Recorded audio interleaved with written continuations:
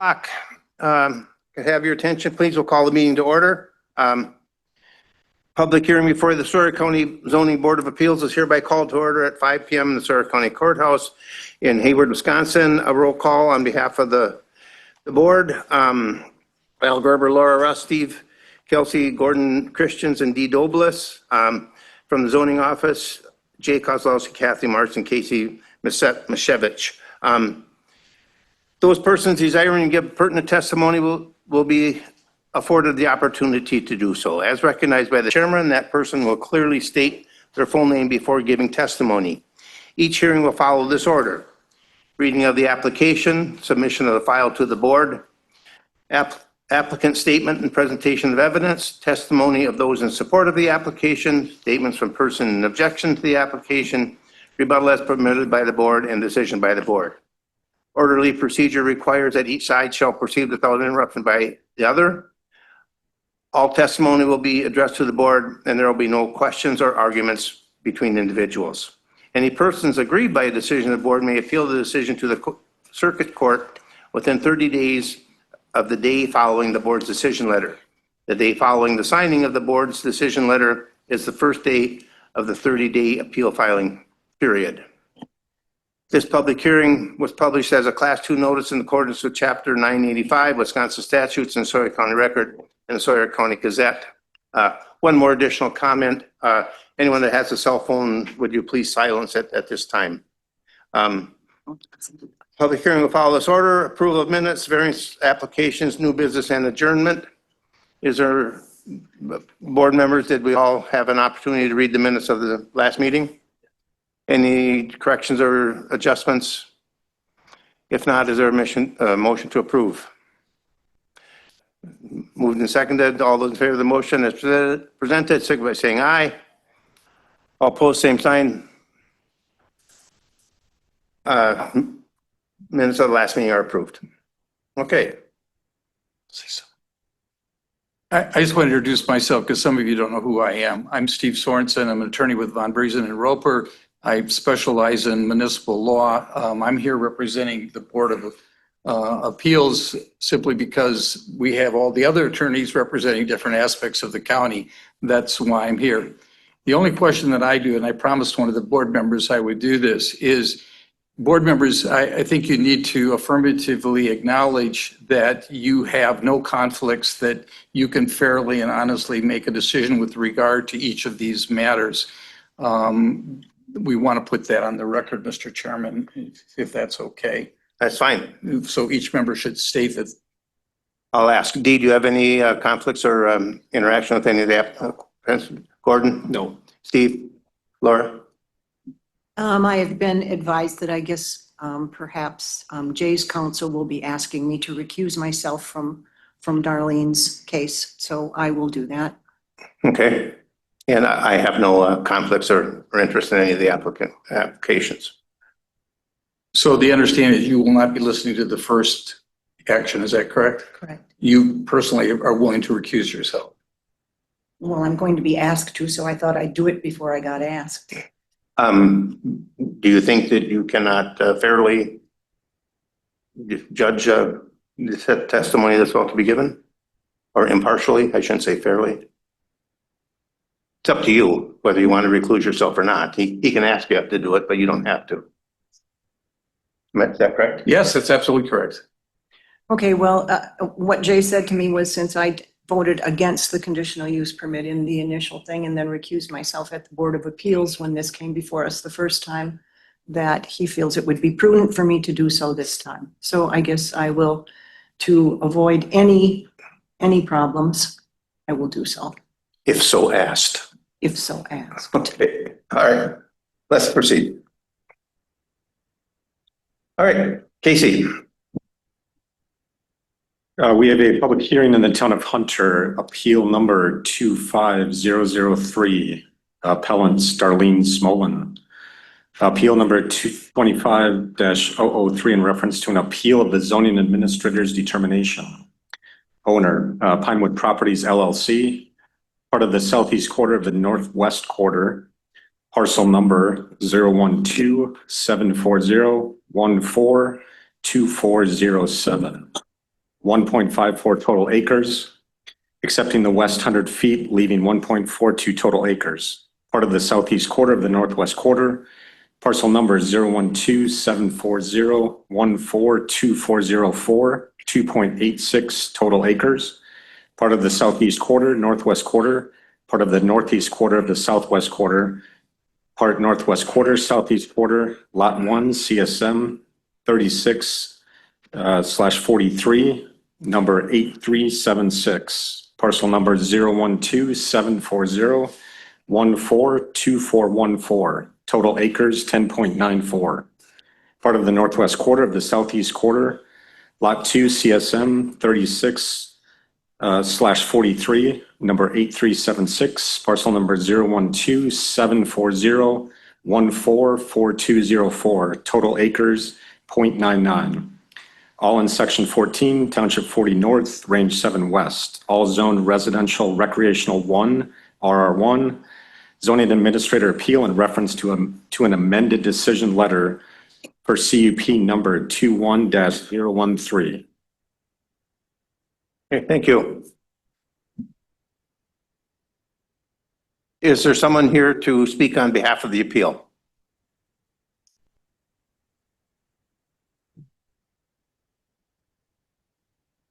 Thank you. Yes, Mr. Chairman, this is Attorney Max Lindsay. I'm here representing the appellant, Darlene Smolin.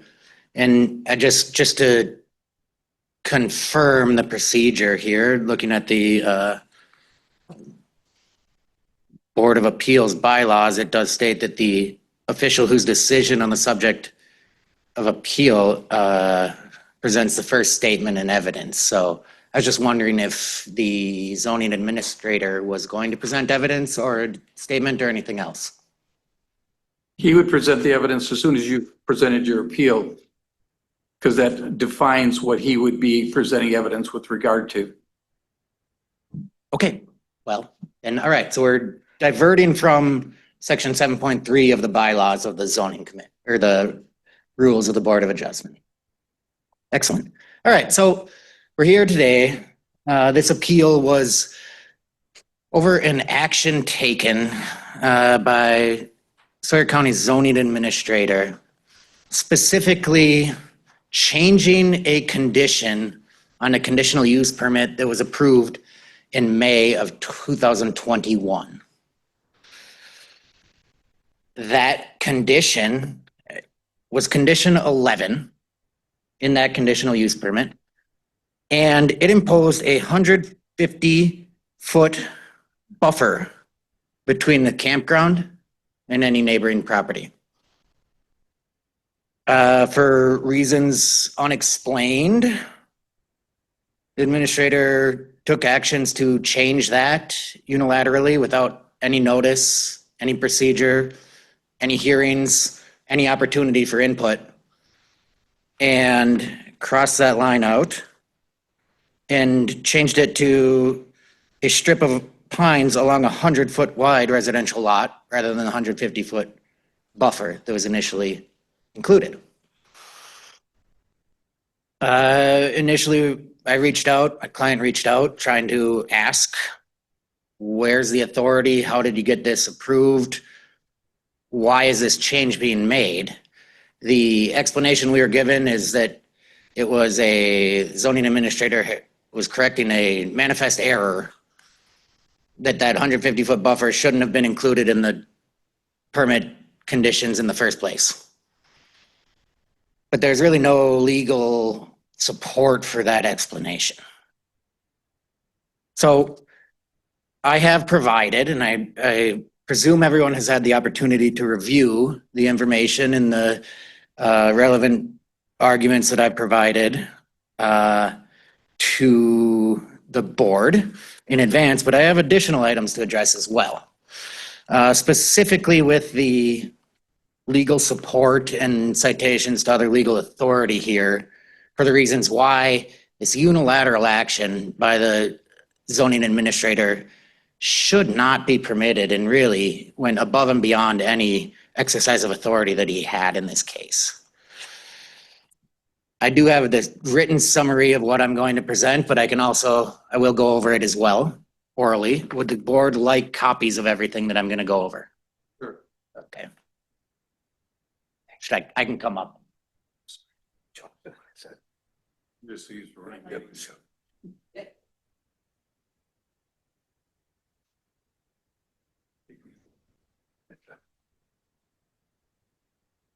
Thanks.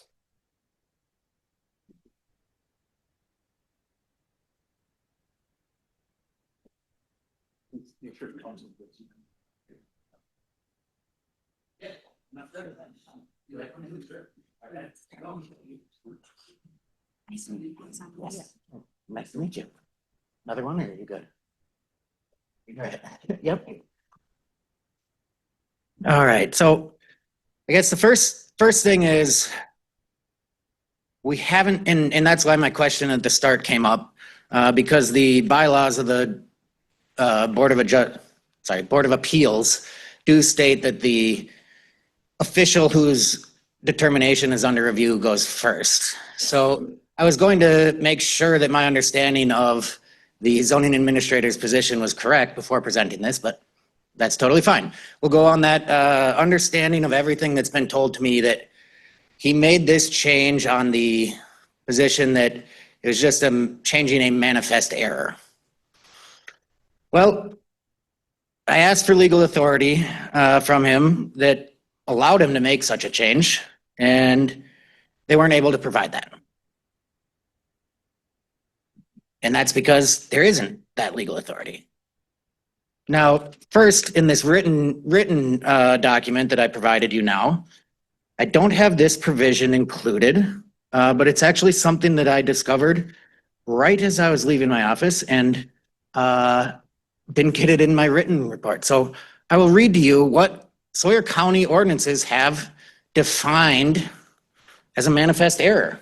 They define this in section 112 sub 1 sub D of their ordinances, which have general application over all ordinances. And it says, if any manifest error is discovered consisting of the misspelling of any word or words, the omission of any word or words necessary to express the manifest intention of any provision, the use of a word or words which no meaning can be attached, or the use of one word or words where it is manifest that a different word or words should have been used to express the intent of any provision, such spelling shall be corrected and such words shall be supplied, omitted, or substituted as will confirm with the manifest intention, and the provisions shall have the same effect as though the words were correctly spelled and as supplied, omitted, or substituted were used originally. However, this subsection shall not have the effect of permitting any change to be made should there exist doubt as to the meaning of the provision in question. So Sawyer County's ordinances have I was asking for a definition. I was trying to get a definition of what a manifest error was in the mind of the zoning administrator and was not able to provide one. But Sawyer County's ordinances do define that. Manifest error relates to spelling mistakes, words that don't make any sense.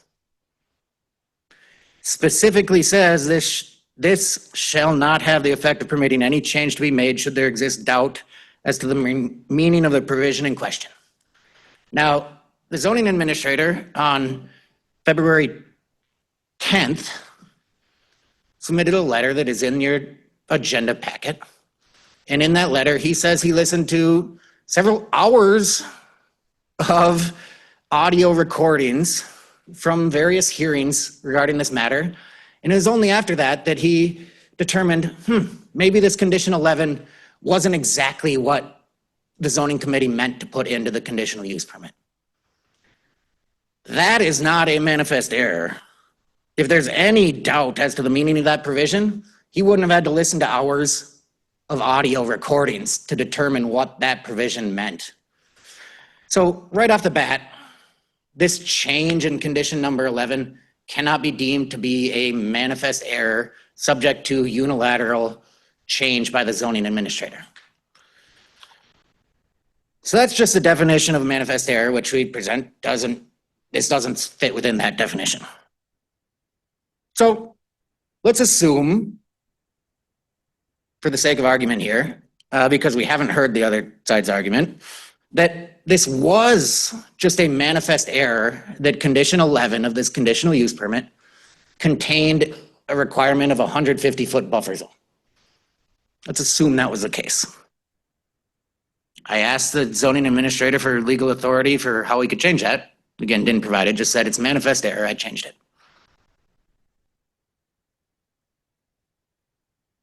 But again, on this, even if it were manifest error, Sawyer County zoning ordinances have a provision and have a specific remedy for this, and it is not a unilateral action by the zoning administrator. Rather, the zoning ordinance, section 9.1 and section 10.1 of the bylaws of the Sawyer County Zoning Committee lay out all of the authority of the zoning administrator.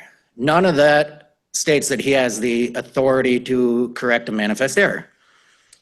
Rather, section 9.2 of the zoning committee bylaws specifically states that the zoning committee has the authority to reopen a case that was previously heard for consideration and potential correction of a manifest error. Now that's significant here because, okay, maybe in some instances where it's just a land use permit or it's something else that doesn't require a public hearing, doesn't require the safeties of having these documents written and recorded and allowing anyone interested to respond, maybe a regular zoning permit, he can correct that manifest error. But that's not what we're talking about. This is a conditional use permit. Ordinances are clear. Conditional use permits are within the sole discretion of the zoning committee. Correction of a manifest error in a conditional use permit, according to 9.2 of the zoning committee bylaws, are in the express and sole discretion and authority of the zoning committee, not the zoning administrator. Again, that is only assuming this was a manifest error, which we're not conceding it was. So there may be a way to correct this manifest error. Unilateral change by the zoning administrator was not it. So the second reasoning that the zoning administrator gave for why he had authority to make this unilateral change was also in his February 10th, 2025 letter. And he said that the May 21st, 2021 decision letter that's in your packet is a summary of the county zoning committee's decision. And it is not the decision, italics in his, and the letter is not binding upon the county or the applicant. Asked for legal authority on that? Maybe I didn't ask, but we haven't been provided any legal authority to support that contention. And it really doesn't make sense. What's the purpose of a written decision if you can't rely on the terms of that written decision? And that's not just a common sense argument. That argument is clearly supported again and again throughout the ordinances. Section 8.2 of the zoning committee bylaws states that all decisions of the zoning committee shall be in writing and contain the facts upon which the decision is based. If that written, what he calls a decision letter, isn't the decision in writing, then what is? Section 8.3 sub 1 states that within 30 days of the close of the hearing or the meeting to which the zoning committee's decision relates, written copies of such decision shall be mailed to the applicant, the local municipality, and other government agencies when necessary. I think it's undisputed that May 21st, 2021 decision letter that the zoning administrator says is not the official decision. That was the document that was mailed out following up this hearing to confirm the decision of the zoning committee. Again, what other written document could it be? So, all right, there's no evidence or anything to show that that written decision letter of May 21st, 2021 was not the actual decision, but let's assume it wasn't. It was not the actual decision, and there's something else there that contains the facts and the conditions of that actual decision. From my review of all of the documents, all of the records, everything I've requested on this, there's only one other written instrument that contains what happened at that May 21st, 2021 meeting. That written instrument is the reviewed and approved minutes of the Planning Commission or Planning Committee meeting from the May 21st, 2021 meeting, when they specifically approved this conditional use permit, and they specifically approved condition number 11. And it's no surprise that those minutes contain the exact same condition number 11 that was in the decision letter that was mailed out to the applicant, that the zoning administrator thought he could have the authority to unilaterally change. And that condition 11 being a requirement of a 150-foot buffer area. If there's a requirement for a written decision in every writing associated with this conditional use permit contains the same condition, how could that condition not be a part of this conditional use permit? And lastly, apart from general principles and analysis of the zoning code and the bylaws that are applicable here, let's assume, which we don't concede, that there was a manifest error.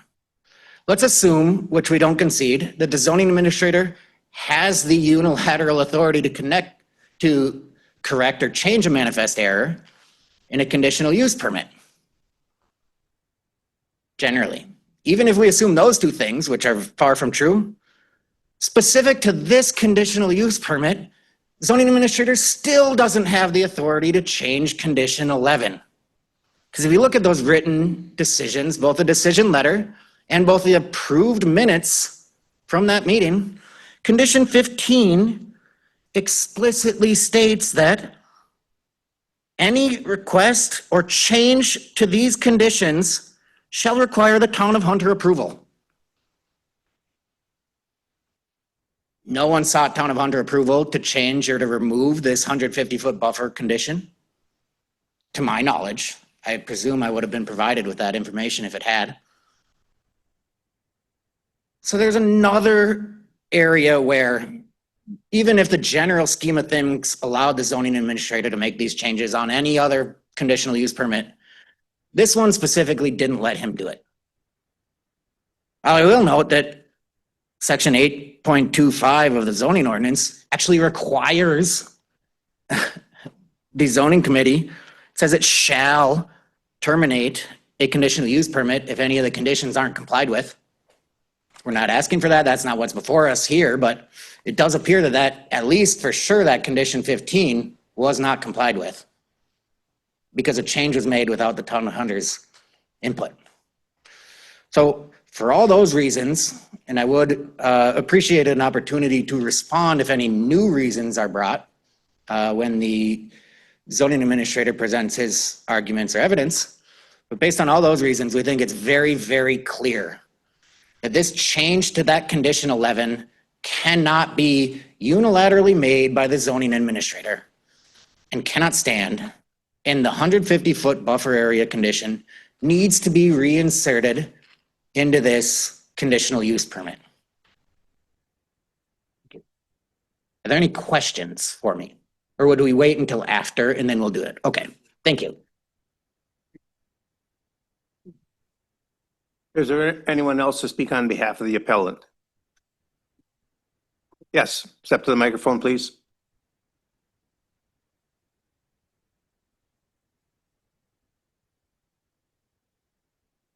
Mr. Chairman, my name is Linda Zilmer. I'm a resident of property owner, not yet a resident of the town of Edgewater in Sawyer County, and I have handouts for you all. May I approach and give them to you now? Once you give them to us, you won't get them back. All right, thank you.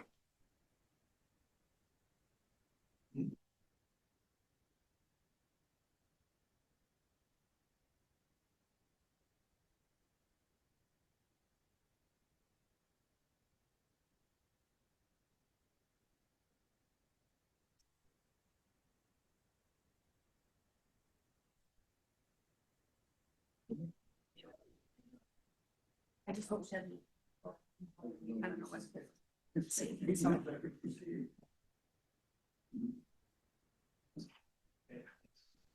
We also need copies. Do you have any more? I don't.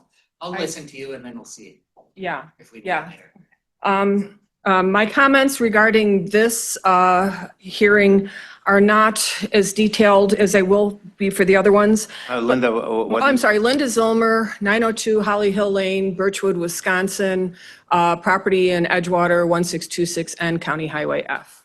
thank you. And if you would allow me, the one cover page applies to all three of these appeal hearings tonight. And then I will not reread it, saying that this is in the written record. But I am not an attorney, I need to say that. But for the last 20 years, I've regularly attended most every zoning committee public hearing.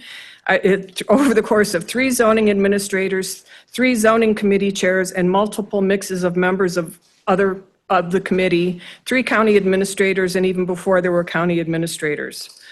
Not only have I attended the hearings of the zoning committee and BOA, I have experienced them both personally and as a village trustee. Should I wait? Okay. So for the newer BOA members, I only share this because I speak from experience, and I have also attended all of the 3 zoning committee hearings that are subject of hearings tonight.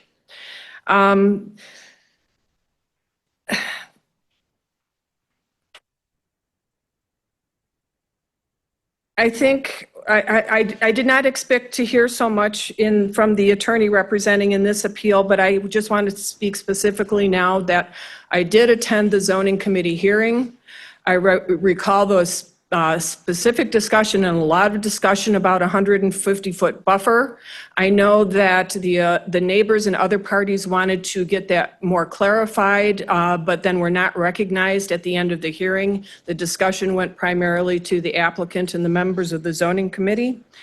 And I agree with all the procedural errors that the attorney addressed. But in addition to the unilateral action and possibly from the investigative work done in this area, the zoning administrator has also taken unilateral authority, obviously, to advise the zoning committee that a 30% limitation of park models in campgrounds was not properly adopted in an ordinance, and the zoning committee has not clarified whether that just disappears or if they have to take formal action on that. Again, much of this speaks to procedural matters. One thing that is not clear to me in the record that's provided online is this use of the 150-foot buffer strip for the placement of 2 manufactured homes? I drove past that area without maps, without definite information. I don't know if that's what prompted this issue about looking at the 150-foot buffer strip, but if that is it, Sawyer County zoning ordinance only allows 1 dwelling on a lakeshore lot, and so 2 dwellings would not be allowed to begin with. And I don't know, again, because this is out of order, kind of similar to Washburn County, the people that you are listening to testify right now only have the benefit of hearing the appellant's attorney and not from the zoning administrator. So I do believe that the arguments, and if you are doing the certiorari standard of review, that I would decide for the appellant. Thank you.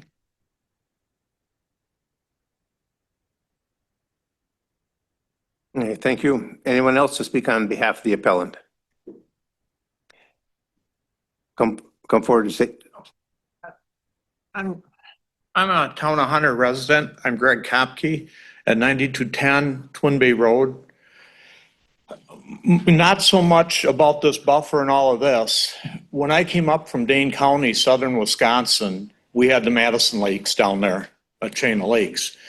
And we worked with a lot of developers. And what I'm confused about is I know the situation here pretty well with what's going on here on this property with the 2 homes. But what we had down there, I'm going to kind of hold my hands up. If we have a home here and a home here, okay, and there's a lot in between, and maybe I'm wrong on this, don't that, where when they slip that middle home in, you can't go and put it way out here, even if there's property allowed.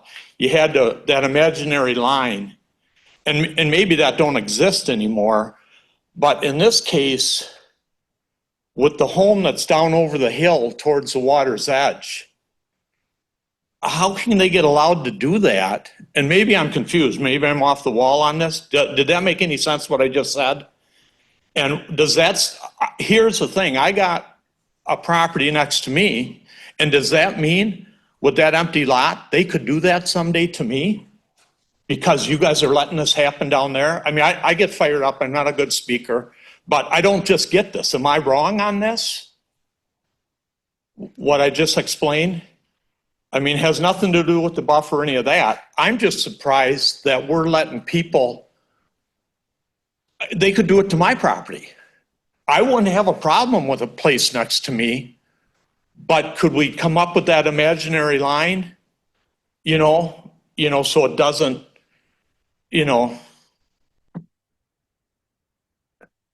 I'm completely following what you're saying, but I don't believe that's the issue that we're dealing with here tonight. and I said that, it's not. Yeah, so, that question and an answer to that question would probably be better researched somewhere else, or at a different, I should say somewhere else, at a different time. But so you're saying at this point, a person can do that? No, I'm not saying that at all. I don't know the answer to that, And Greg. I'm not sure neither, how it all is, but okay. I don't think we can give you an answer on that question at That's this fine. meeting tonight. Okay, good. But thanks for coming. All right, anyone else to speak on behalf of the appellant? Yes, sir.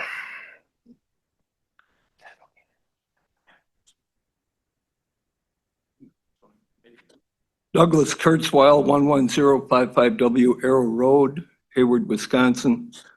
Full-time year-round resident of the town of Hunter.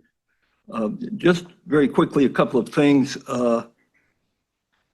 The decision letter that was sent out, it all seems very well summarized by the appellant's attorney. I do remember at the zoning committee and BOA meetings 3.5 years ago on this matter, there was discussion about a buffer.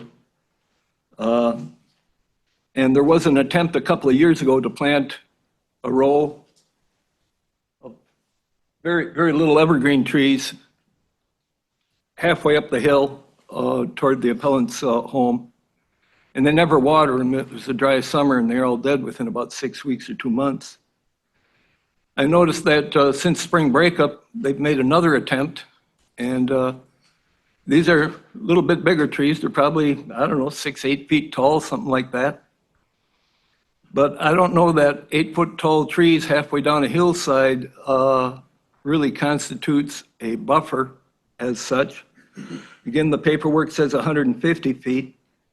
My Webster's defines buffer as, quote, something that serves as a protective barrier, close quote. And then it goes on to define buffer zone as, quote, a neutral area separating conflicting forces, an area designed to separate, close quote. And I think one row of trees doesn't quite cut it. The only place that I believe, or that I'm aware of, where buffers or buffer zones are defined, and I'm not sure if it's Wisconsin statute or administrative rules which carry the weight of statutes, is the 35-foot vegetative buffer that is supposed to be on all lakeshore properties per 35 feet landward from the ordinary high water mark. And that's not just a row of trees, it's all natural vegetation, and the best use is basically a 3-story situation where you've got a good, solid, deep-rooted ground cover, and then you have underbrush, and then you have canopy trees. And one row of 6 or 8 foot tall pine trees is just isn't going to cut it. So that's about all. I guess one other thing I'll mention is the 100-foot lot that remained RR1 zoning. I do believe in some of the paperwork, it was indicated that it was going to remain a residential lot, singular. And last fall, there was a survey or a resurvey of that lot done where it's 100 feet wide, but it's long enough that they could chop it into 2 lots, meeting the 20,000 square feet requirements. And that was done, and that's why there's 4 halves and 2 double wides sitting in there now with holes dug. And those are on they're on the side of this single row of small trees. They're on the side of it that is toward the appellant's home. Thank you. Thank you. Anyone else to speak on behalf of the appellant? Yes, sir.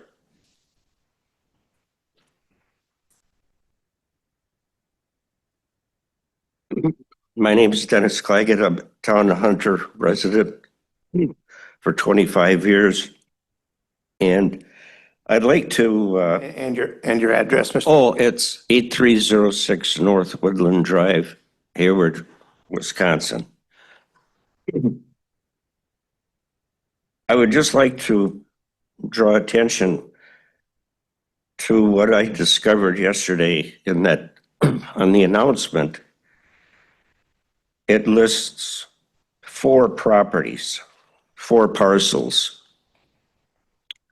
When in fact there are 5 parcels. And the buffer parcel is not included in that statement. And I question why that is. Thank you. Yeah, thank you.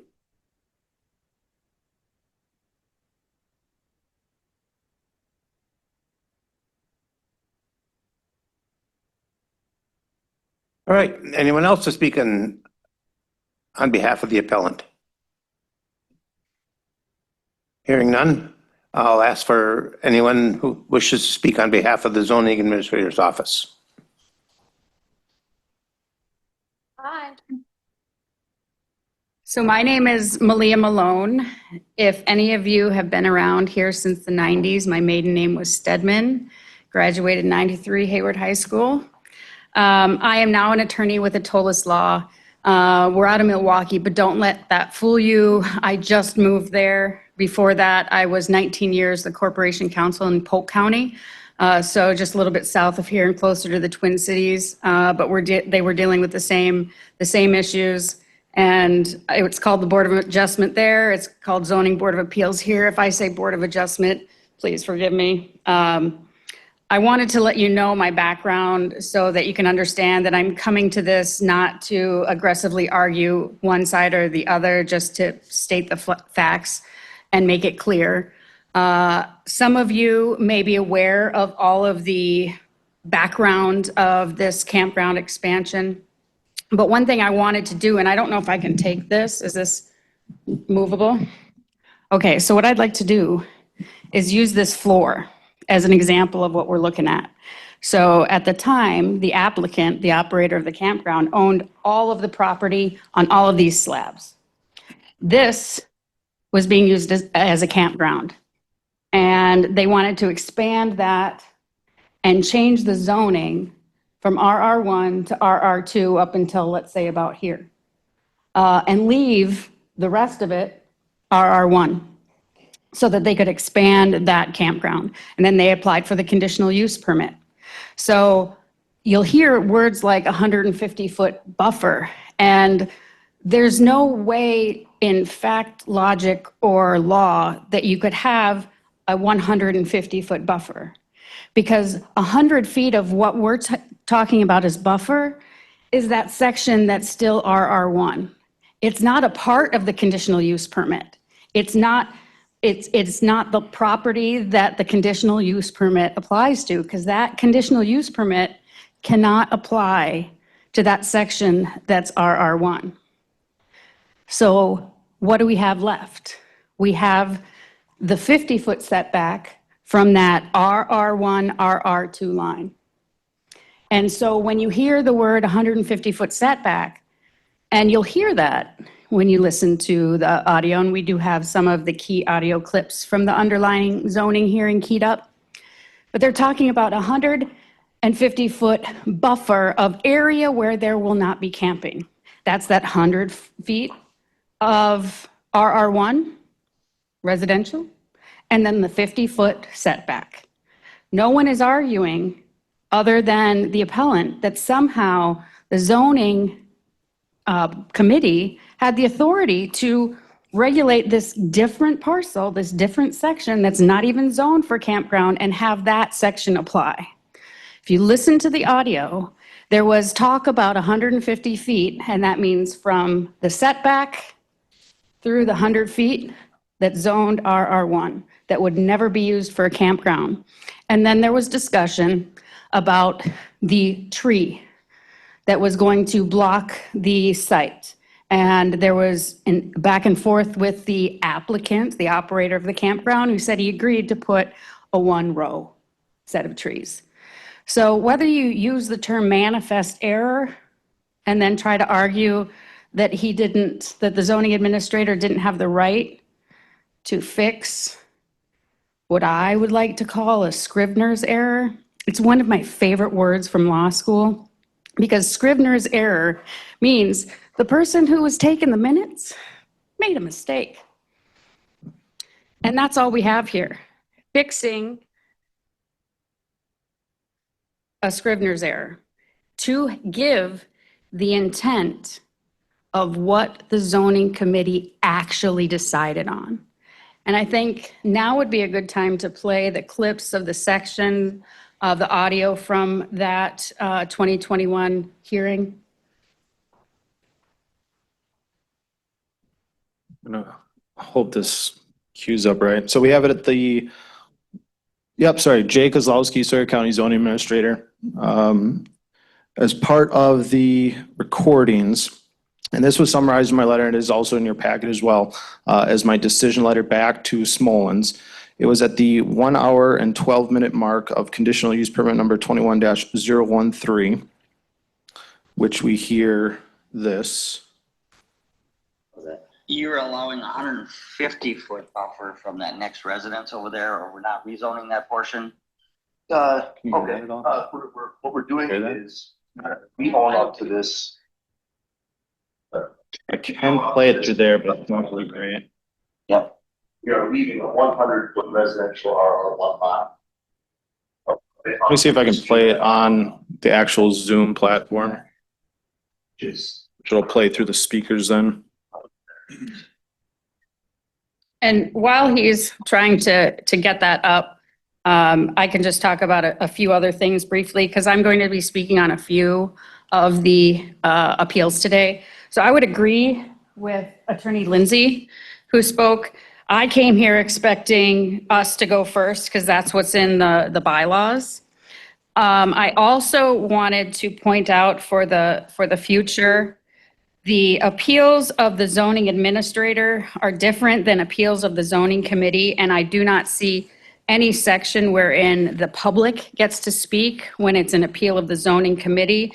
So that's just a question I posit for the future. I don't care either way, just again, pointing it out. Lawyers like to look at details and drive everybody nuts, especially their children. So when we think about whether or not this matter should have gone back to the zoning committee, as Attorney Lindsay for the appellant suggests, if the zoning committee made a manifest error, they could reopen. If the zoning committee made an error, the zoning committee did not make an error.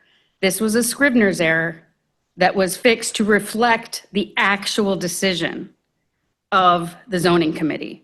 To not fix it would be to allow a decision out there that does not accurately reflect the zoning committee's decision. And if somebody questions the zoning administrator fixing a Scrivener's error, this is where they get to bring it. So there is a due process way for someone who disagrees, because to listen to Attorney Lindsay, I would have thought this zoning administrator is just rogue, just doing whatever he wants. And that's absurd. because the zoning administrator is simply trying to give meaning to the actual decision of the zoning committee.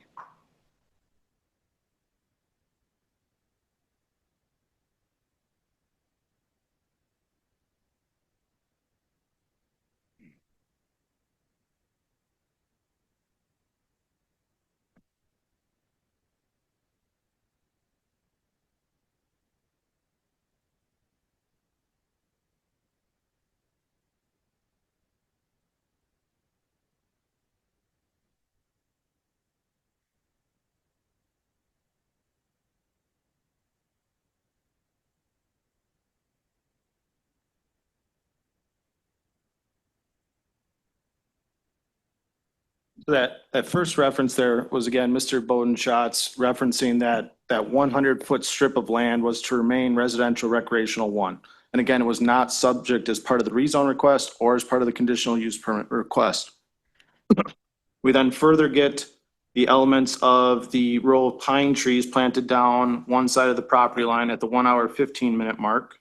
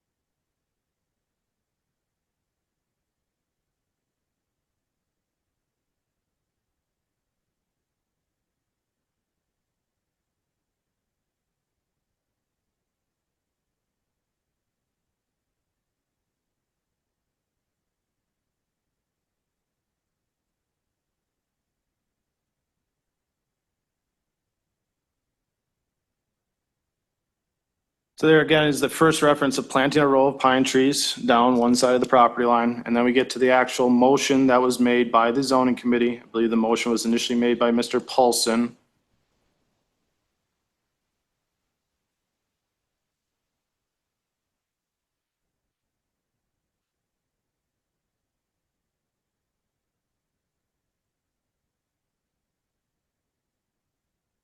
And I should just mention right there, when you look at conditions tied to a conditional use report or conditional use permit, the applicant has to be agreeable to those. And there would be, and I believe the applicant is here, you can ask the applicant if he was agreeable to a 150-foot buffering of trees between the campground and Ms. Smolin's property.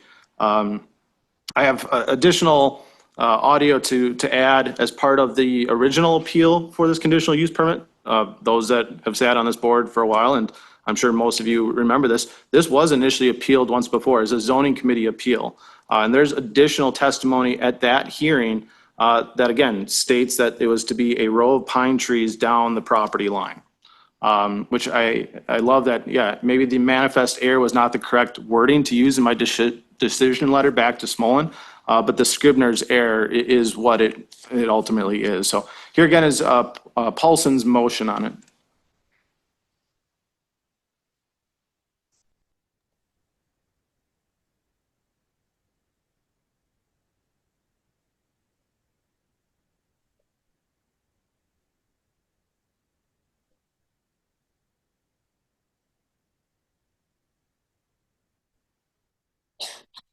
And none of those conditions indicated any type of buffer. I actually bring the buffer aspect back up to zoning committee.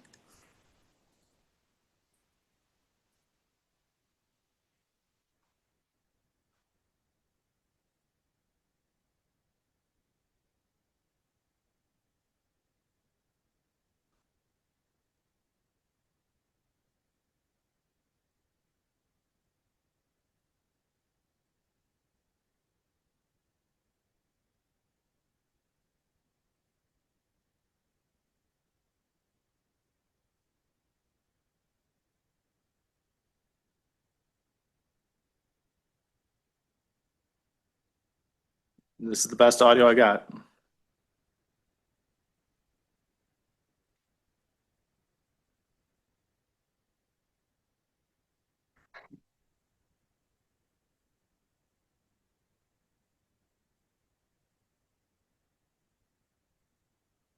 And that ends it. Paulson's motion, that amended motion that you can hear is adding of the 100-foot buffering of trees. He says 100-foot buffering of trees, but yet you had previously heard as part of the other decision and communication between the committee and as part of the applicant that it was to be a row of pines along that strip of RR1 zone property.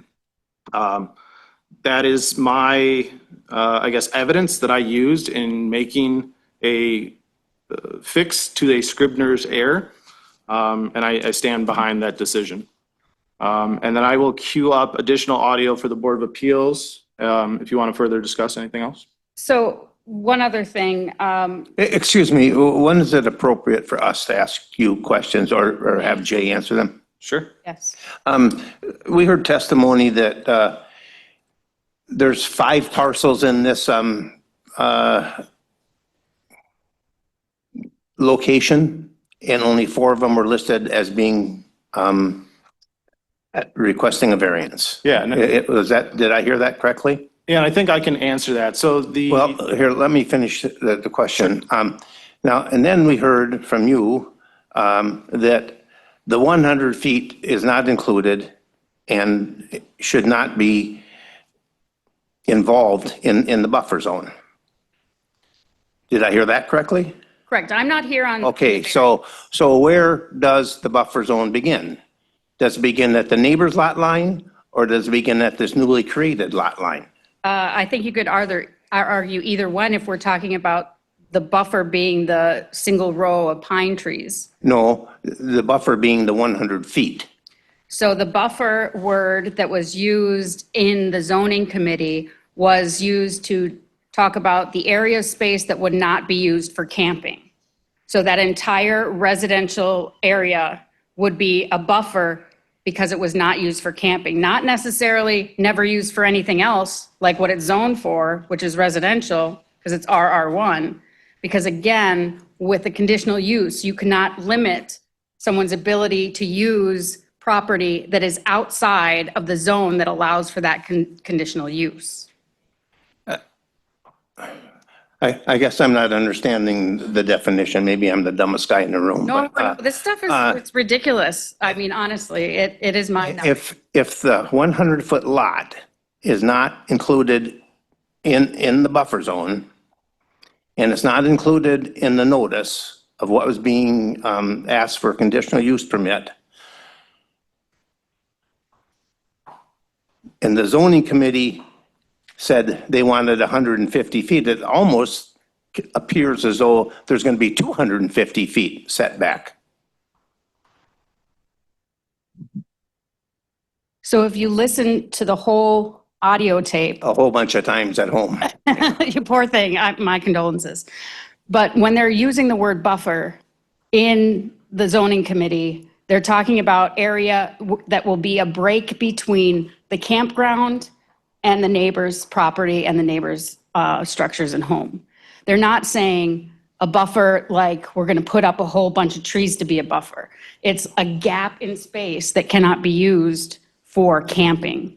And then there's the 50-foot setback, and that's said and talked about repeatedly because at the time, there was a proposed zoning amendment to make that setback 75. So everyone agreed that the camping could not come up to 50 feet to that line between RR2 and RR1 once the zoning change was granted.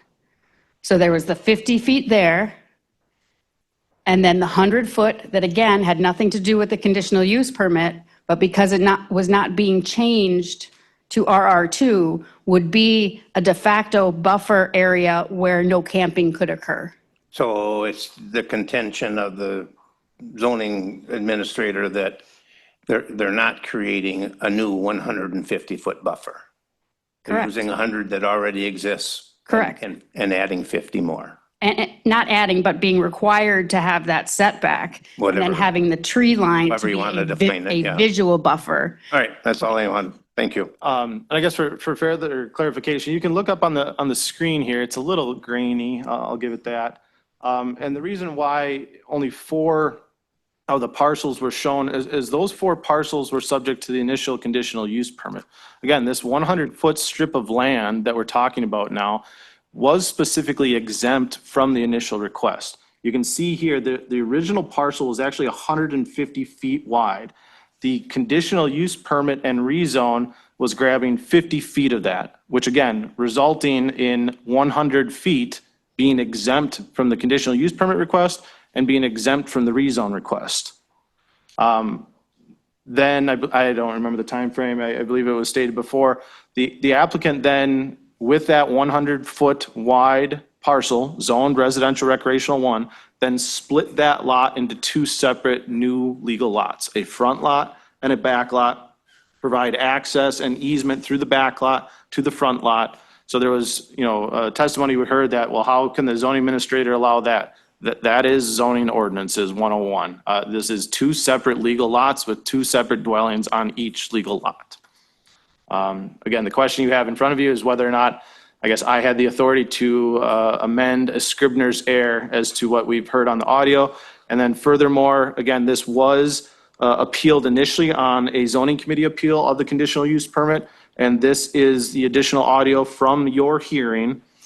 This was as August 17th of 2021, where again, this buffering of trees and strip of land was further discussed.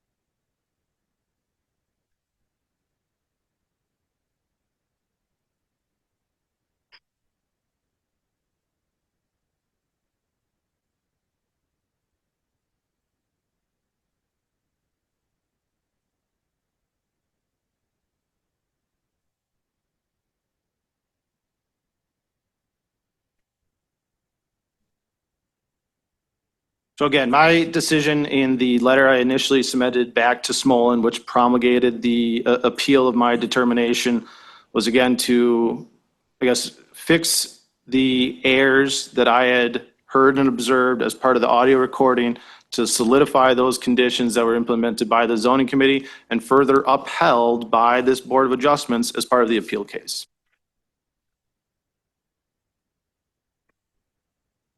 Okay, the ball's still in your court. Is there anyone else to speak in favor of the zoning administrator's decision?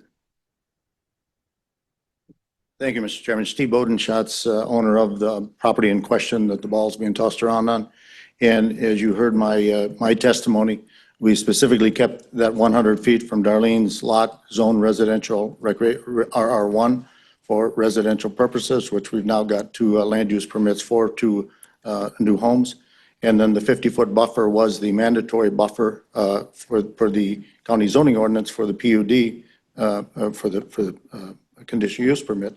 So again, when you heard Mr. Schuman talk in one of the audios first on, he says, so you're talking about 150 feet from her lot. Yes, 150 feet, the 100-foot lot that we kept residential RR1 and the 50-foot buffer.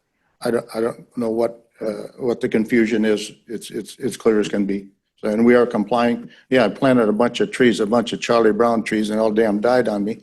And then we came back, and then Rod Sabin did a double row of pines around Highway CC, a buffer that we are not required to do in year 1, to screen our own property from the highway. And we had contracted with him last fall to get the trees in. He got busy with his Christmas tree business, didn't get them in until this spring. And they're the same sized balsam pines, sheared balsam pines. I got pictures if you want to see them. And so we were a little late getting that in there, but we've got it on the edge of the 50-foot buffer. It is not on the 100-foot. It's on the edge of the 50-foot buffer. That's where we understood we were supposed to put the screening. Thank you. Thank you.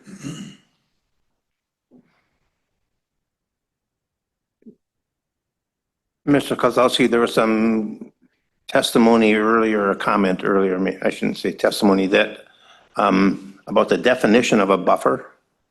Does the Sawyer County have a buffer definition? As it relates to a vegetated buffer zone as part of shoreline zoning, yes, that would be as a vegetated buffer. You know, as to what the buffer was indicated here, you know, that was, you know, as a buffering view from the adjacent neighbor's lot. I don't know what zoning committee's, I guess, determination of a buffer in that instant referred to, but it would be, you know, a screening of view.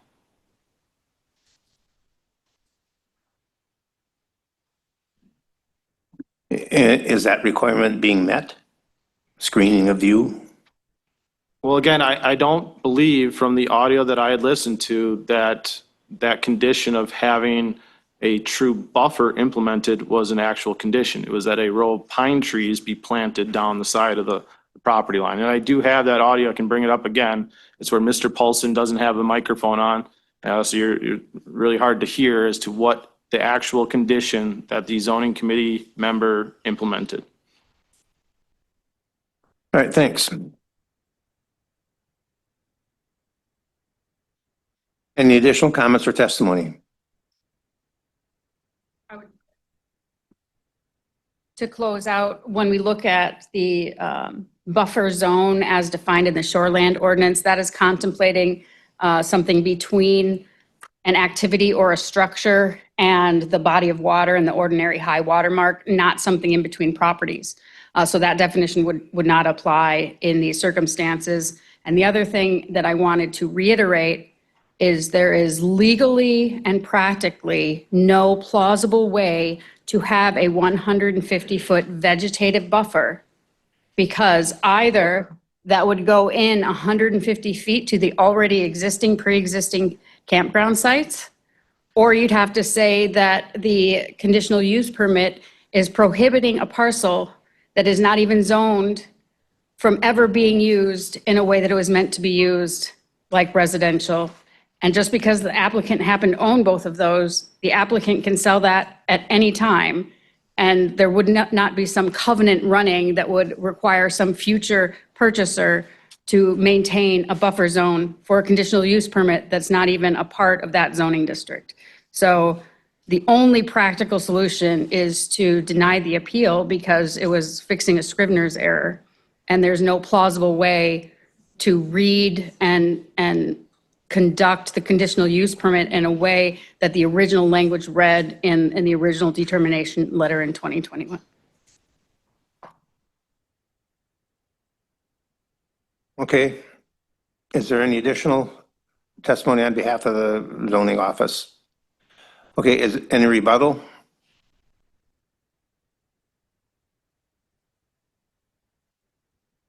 Yes, Chairman, thank you very much. Attorney Max Lindsay again, on behalf of the appellant. And I will, there it is, address a couple of the items that were brought up here. I appreciate that. So the zoning administrator and his counsel stressed this point that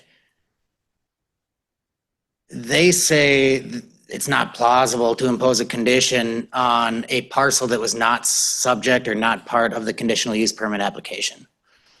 They haven't provided any citations, any law to support that. Rather, the law that supports conditions or allows the imposition of conditions on a conditional use permit specifically states that any condition imposed must be related to the purpose of the ordinance and be based on substantial evidence. And this is in statute 59.69 sub 5E B. And then it further goes on to say that those conditions, the requirements, those conditions must be reasonable and to the extent practicable, measurable, and may include conditions such as the permit's duration, transfer, or renewal. There's nothing in the statute that prohibits the zoning committee from imposing a condition on a parcel of property that is under common ownership. Now that they did the little dancing around on the floor here, that was nice. Be clear that that other parcel that's still residential was under common ownership. So there's nothing in the statutes that prevent a condition from being imposed on a parcel not subject to the condition, or not applying for the conditional use permit, but under common ownership and still having some impact on the effect that that conditional use is going to have on the neighbors, on the community. And I think what really blows this argument up for them, besides not having any legal support to say that's not allowed, is they're arguing that this condition 11, which was as a 150-foot buffer, couldn't be allowed because if you go from the edge of the camping units 150 feet over, that lies on a residential lot that is not part of the conditional use permit. So you can't do it. So they say instead, we're going to switch it out for a condition that you have to plant a row of pines 100 feet away. You know what? Here's the camping unit. 50 feet away is the property line. 50 more feet, where this row of pines has to be, is on that same parcel that they say you can't have a condition on. So you can't have it both ways. Their argument just doesn't hold any weight there. So maybe that's what they wanted to have happen. Who knows? But that's not what happened. That's not what was approved.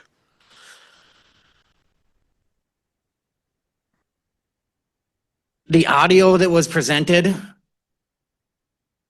I don't think anyone here says, oh, you know what? That is absolutely clear what was being sought. You can't say that. The first one that pulled up, I don't know what the conversation after was, but all I heard was, so you're allowing a 150-foot buffer? And they said, yeah. Oh, all right. There was more discussions on trees and residential and all that, but it's not clear to show that it was such a Scrivener's error that there's no doubt whatsoever what was intended. Changing manifest error to Scrivener's error, it has the same meaning. Just because they changed that word, the ordinances and the procedures required to correct that are still the same, and the effect of that is still the same.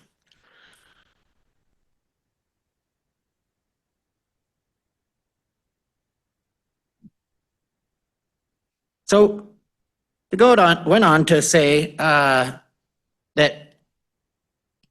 well, there shouldn't be any argument that we're only having 100 foot. Excuse me. There shouldn't be any argument that condition 11 only required a 100-foot gap to plant a row of pine trees because this conditional use permit was appealed and affirmed by this board. You know what? That's true. It was appealed and affirmed by this board with the explicit written condition of condition 11 that there's a 150-foot buffer.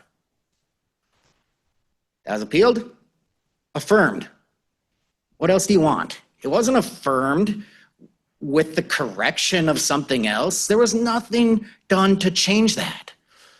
If the permit holder wanted to change the requirement of a 150-foot buffer on this conditional use permit, the permit holder could have filed a notice of appeal within 30 days of receiving the written and signed zoning committee decision that explicitly said in condition 11, there's a 150-foot buffer. Permit holder didn't do that. That's all there should be.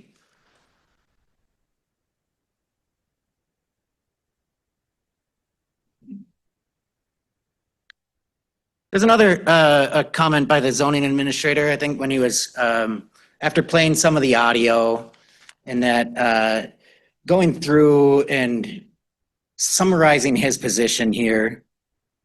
And he said, after looking at all the evidence and listening to all the evidence, my understanding, and this is a paraphrasing, I don't know exactly what it was, but I know the word evidence was used.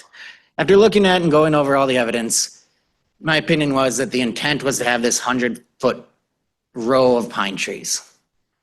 You know what? If you have to go back and evaluate evidence, it's not a Scrivener's error, it's not a manifest error. It's an interpretation of the meaning of what was approved. We're not here to debate about or to argue about or to decide what the definition of a buffer is. If someone wants to determine what the definition of a buffer is, that should have been appealed and clarified when this conditional use permit was already granted, or if some action arises that anyone thinks is either consistent with the use in a buffer or shouldn't be used in a buffer, at that point, the interested person can ask for a definition and a clarification of what a buffer is. But that's not what we're here for today, and that's not the role of the zoning administrator to provide his interpretation of something that has already been approved and has been settled for 3 years.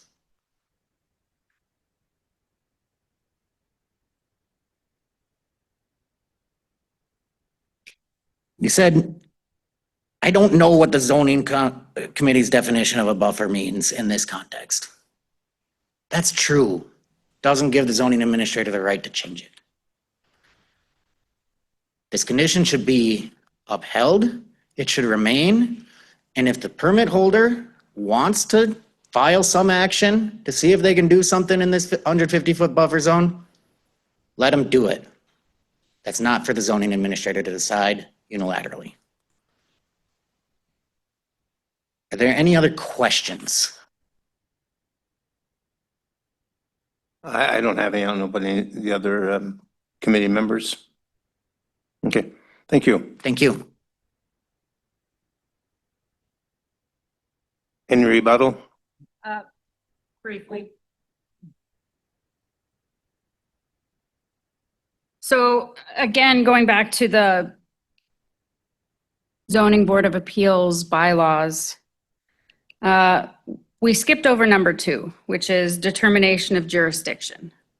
So I can make this really easy for you because we've spent the last hour or so debating the merits. But this appeal was not timely filed.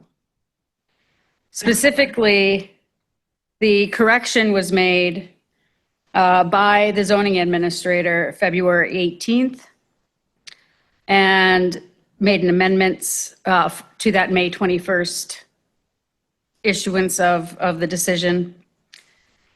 And this appeal was filed well more than 30 days after that. So I would argue, and I can spew out case law if you would like to hear that. We can provide it to you. But untimely appeal generally deprives the body of jurisdiction over the appeal. So that's setting it aside. But we did go through all of the merits arguments today. And although I didn't cite case law that says a condition on a conditional use permit can only apply to the property which is subject to the conditional use permit. And yeah, you can have other conditions. Like let's say you're having a special type of resort and you want somebody to live within 30 minutes that can respond to an emergency. Yeah, you're putting a condition on someone who's not on the property. I get that. But it's all about that property. If a condition could cause an unrelated parcel that is zoned different to maintain a certain status quo, that would result in the unalienability of that property. You'd lose all the value of that property. You can never sell it because no, you got to keep 100 feet worth of trees here in perpetuity. So it would require that property owner to own that property. That doesn't make sense. But again, I think we've gone at this ad nauseum. The bottom line is the 150-foot space between where camping can happen and where someone's property line is. Some people call it a buffer, some people call it a setback or a parcel that's not zoned correctly to have camping. All of that means that was the 150 feet that was being talked about at the zoning committee. It's kind of easy when you break it down that way. And to say that there would be required to have 150 feet worth of trees to be a buffer in between the two would be something that just could not practically be done because of the 50-foot setback and then 100 feet that's not a part of the conditional use. So, thank you. Thank you.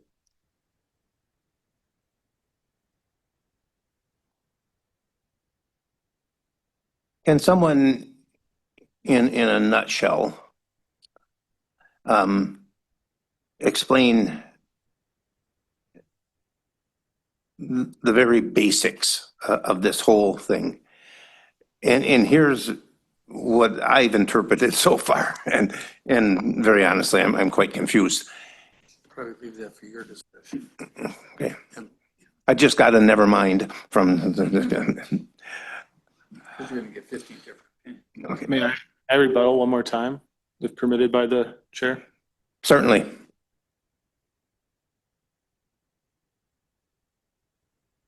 So in a nutshell, zoning committee made a decision. That decision is memorialized in what we refer to as a decision letter. That decision letter is a summary of what they concluded that is produced by our deputy zoning administrator as to the conditions as set forth as part of the approval or denial of a conditional use permit.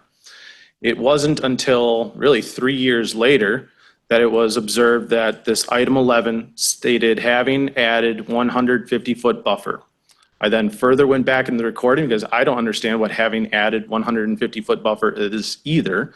Went back into the audio recording and there was no mention made of that. What there was mention made of was having added a strip of pines along the property line. I believed that that was the Scribner's error that was identified as condition 11 and therefore was changed from having added 150-foot buffer to having added a strip of pines along the property line, as that is what I had heard as part of the audio recording as the conditions placed upon by the zoning committee. One more comment.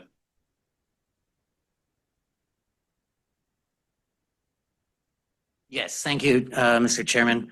And won't address these everything that I already had the rebuttal on, but an item was raised about jurisdiction here. First, I'll submit that any argument on that was waived because the Board of Adjustment bylaws require that to be raised as an affirmative and not addressed after the fact.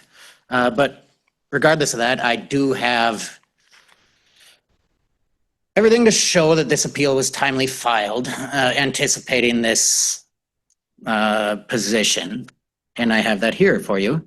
I would say, as council pointed out, this decision that is appealed from was made on February 18th. I then filed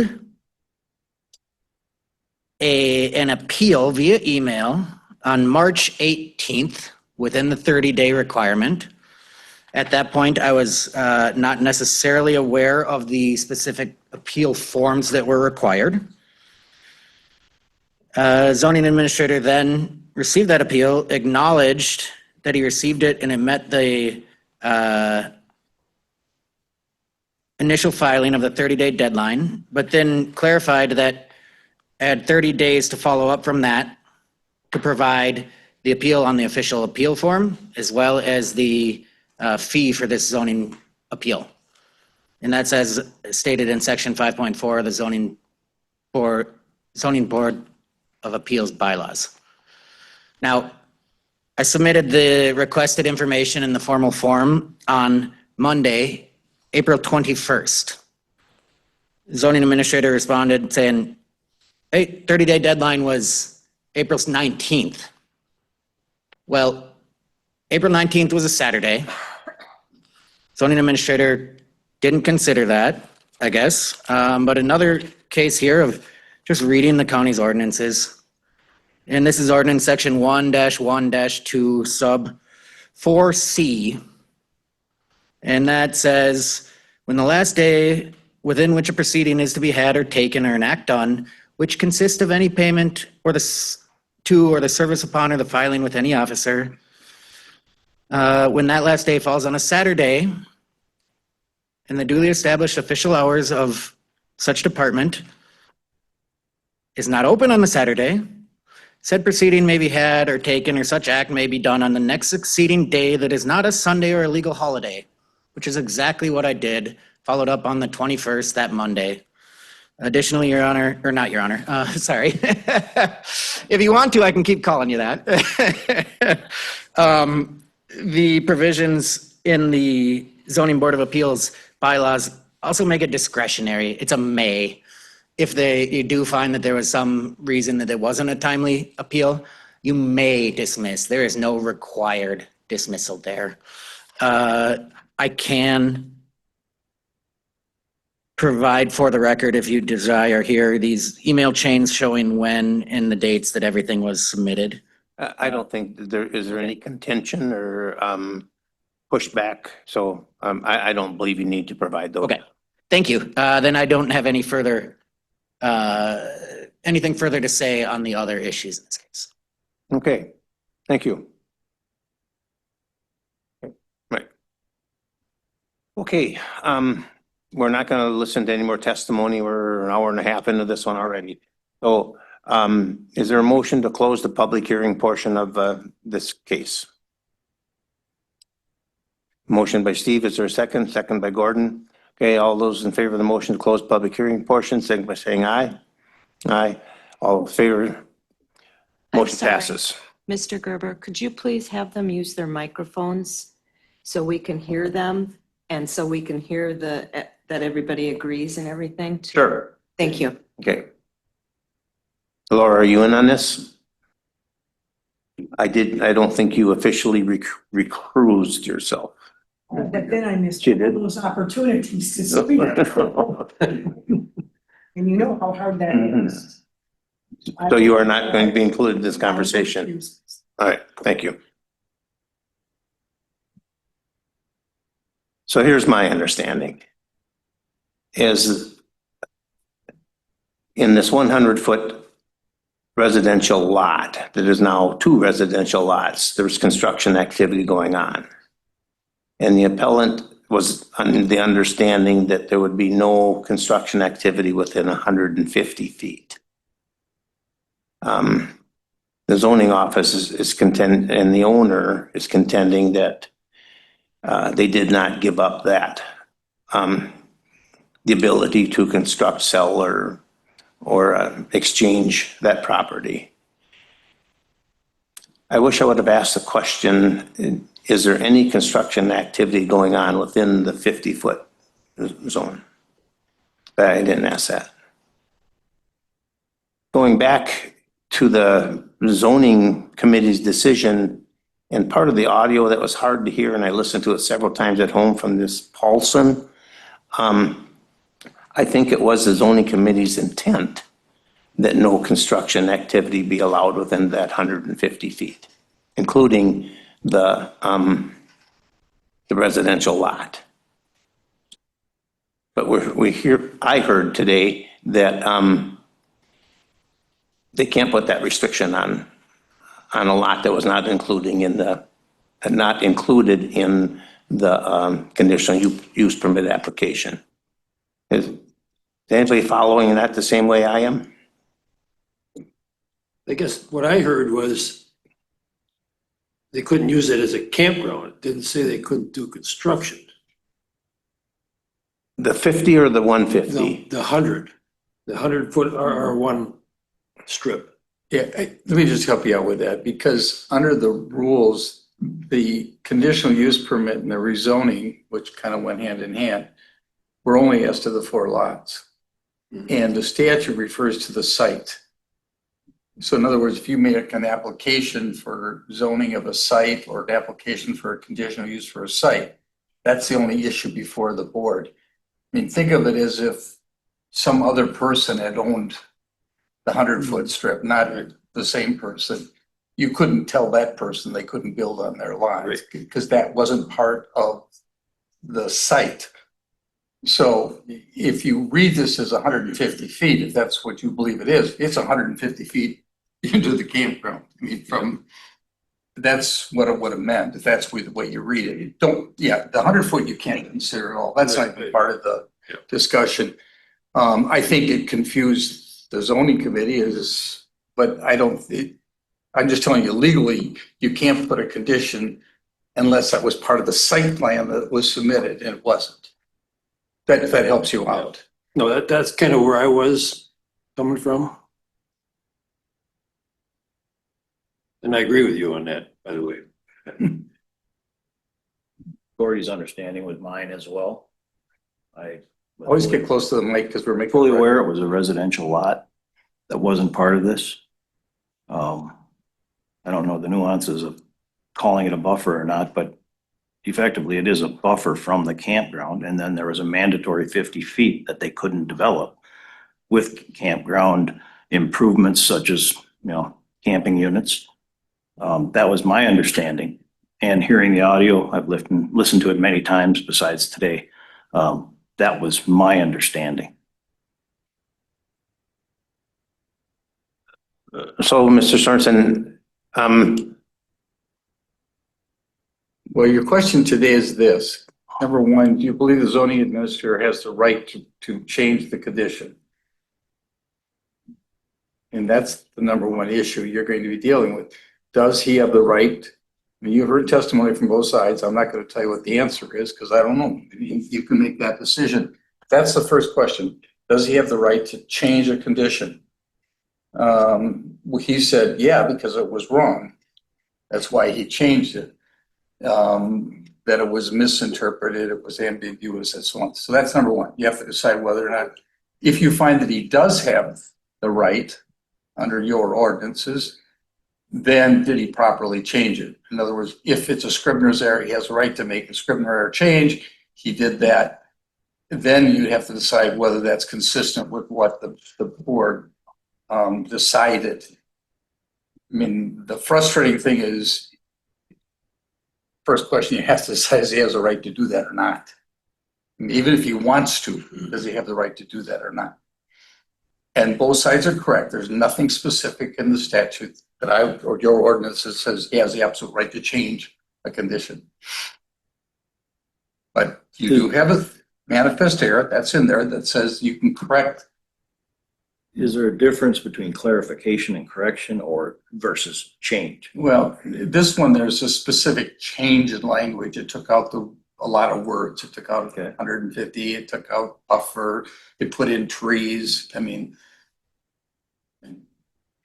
so yes, there is a difference between clarification and changing words. And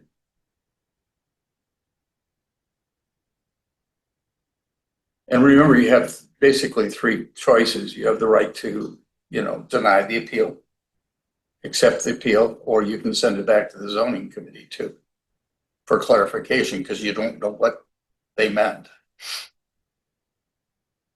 and that, that clarification would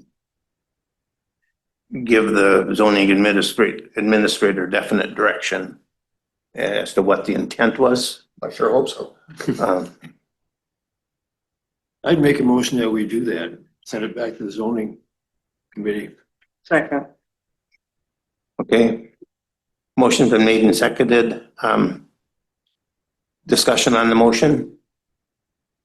So for clarification, you're asking that the zoning committee look at the conditions and they interpret and define what they meant by that number 11.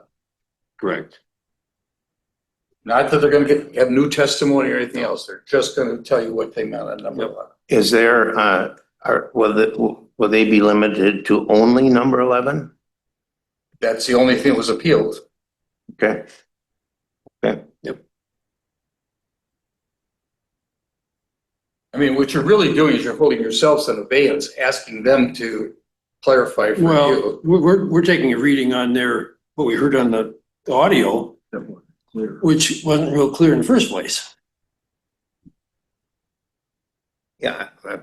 I guess I'm not necessarily contending that the zoning administrator made an error or did something wrong or illegal or unjust, unnecessary. He may have been as confused as we are. Yeah. But if they give him a better interpretation, then it'd be certainly easier to come to a more definitive conclusion. Yeah, just so understand that they're gonna have to go back and say, this is what we meant on this day in 2021, I think it was.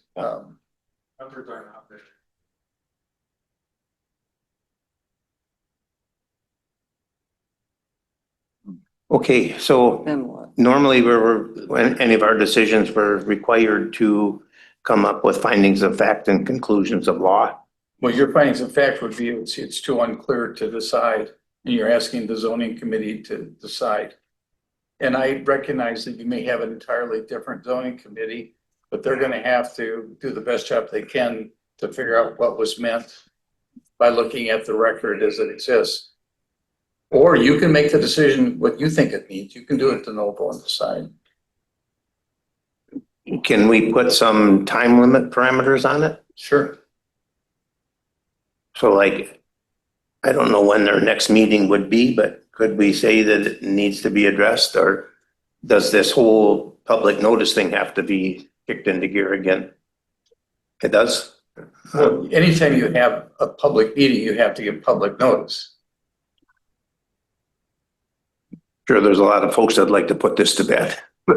Well, I don't want to drag it out or make anybody spend a whole bunch more money on filing or attending meetings or any of the things that are associated with a public hearing. So my understanding is you've made a decision, you don't believe the administrator made a mistake. But you don't believe that he really had the authority to rewrite condition 11, that only the committee would have the authority to rewrite, and it should go back to them to address what condition 11 means. Is that correct? That's exactly what Gordy's motion wants to say. Thank you. So to make this official, do we have to say, Gordy have to say? No, he can say whatever I said, yeah. Yep, I said whatever he said.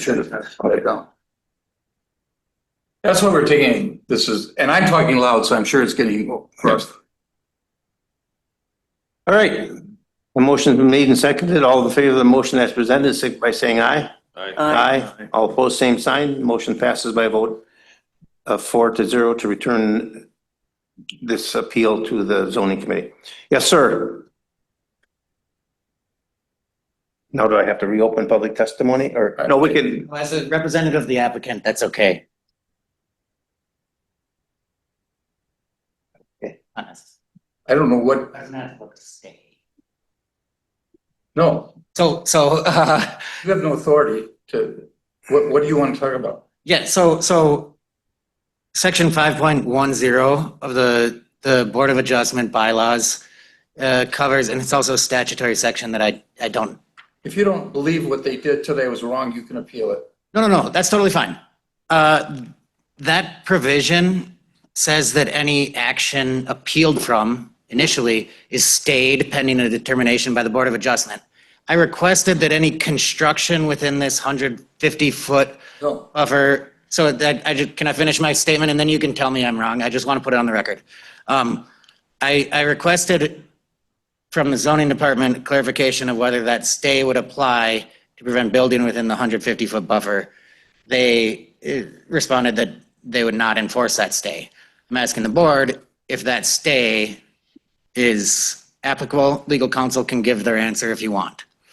the answer is the 150 feet as it stands right now would be from the boundary of the campground, 150 feet into the campground. That would be stayed because that's what it right now says. It doesn't say a lot that wasn't even part of the original appeal. Because it wasn't even a lot that was part of the original site plan. Okay, so no construction activity can happen on that 150-foot towards the campground. Inside of the campground. Okay. Thank you for that clarification. okay, thank you. All right, next case.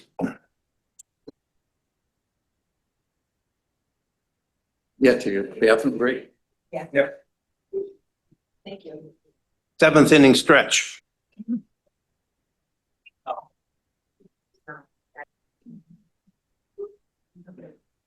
Oh, we're back in session. All right, the meeting for the Sawyer County Board of Appeals is hereby called back to order. Our second application, please. Our second application is a public hearing in the town of Ojibwa, appeal number 25-001. The appellants, James Hackworthy and Michael Hackworthy. This is in, again, appeal 25-001 in reference to approval of conditional use permit 25-003 for owner Jacob and Sonny Bizinet, part of government lot 2, lot 20 of CSM number 3388. Tax ID 21251 is 4.71 total acres, zone residential recreational 2. The appeal is against the zoning committee's decision regarding the approval of conditional use permit 25-003, subject to the Sawyer County Code of Ordinances, Appendix D, Section 4.26, Parent 1, an amended decision letter.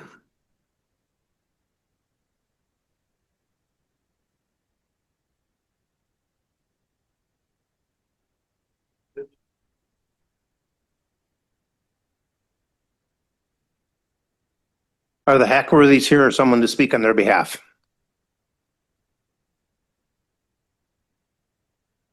Thank you, Chairman. My name is Nick Sedaris. I'm an attorney here in Wisconsin, and I'm here on behalf of the Hackworthys. Michael Hackworthy is here in the audience with me as well. This case is really about maintaining consistency in Sawyer County related to the use of Section 4.26 of the zoning ordinances related to structures on vacant properties. Under the language, Section 4.26 allows for permanent roofed structures to be placed on vacant property subject to a conditional use permit that requires 4 particular conditions to be met. One of those conditions is a principal dwelling be built in 3 years. Second, that the principal dwelling be built within the permit timeframe. 3, that failure to build will result in the citation and removal of the structure. And 4, that the conditional use must be approved by the town and the zoning committee. Now, in this case, there are 3 fundamental errors that really happened down below at the zoning committee meeting. And when I say errors, and this goes back to what was discussed in the prior hearing, I'm not throwing stones at anyone. This is just simply how these types of decisions come out. Once in a while, a mistake is made, and that doesn't mean we're blaming anyone or anything of that nature. Now, the 3 reasons here that we see the reason that this board should reverse the decision to grant a CUP in this case is 1, because the structure at issue here is a deck on vacant property, not a permanent roofed structure, which Section 4.26 address. Second, that the zoning committee failed to make detailed findings in order to explain the decision that was reached. And third, that the zoning committee did not address the fundamental question here, which is a required condition in granting a CUP in these circumstances if you get to the application of Section 4.26, which is a question of buildability on this particular property. And I'll address all of those in turn. I do want to provide, I sent it to the zoning committee, or the office of the zoning administration, and I don't know if it made it into your packet. So I have copies for the panel, if I may approach, for some supplementary information that's not in your packet. Excuse me, that would be fine.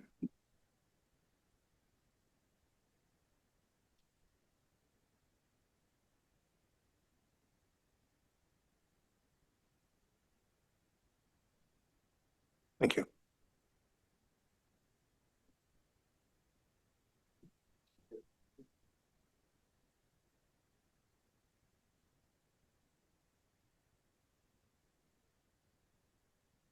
And you're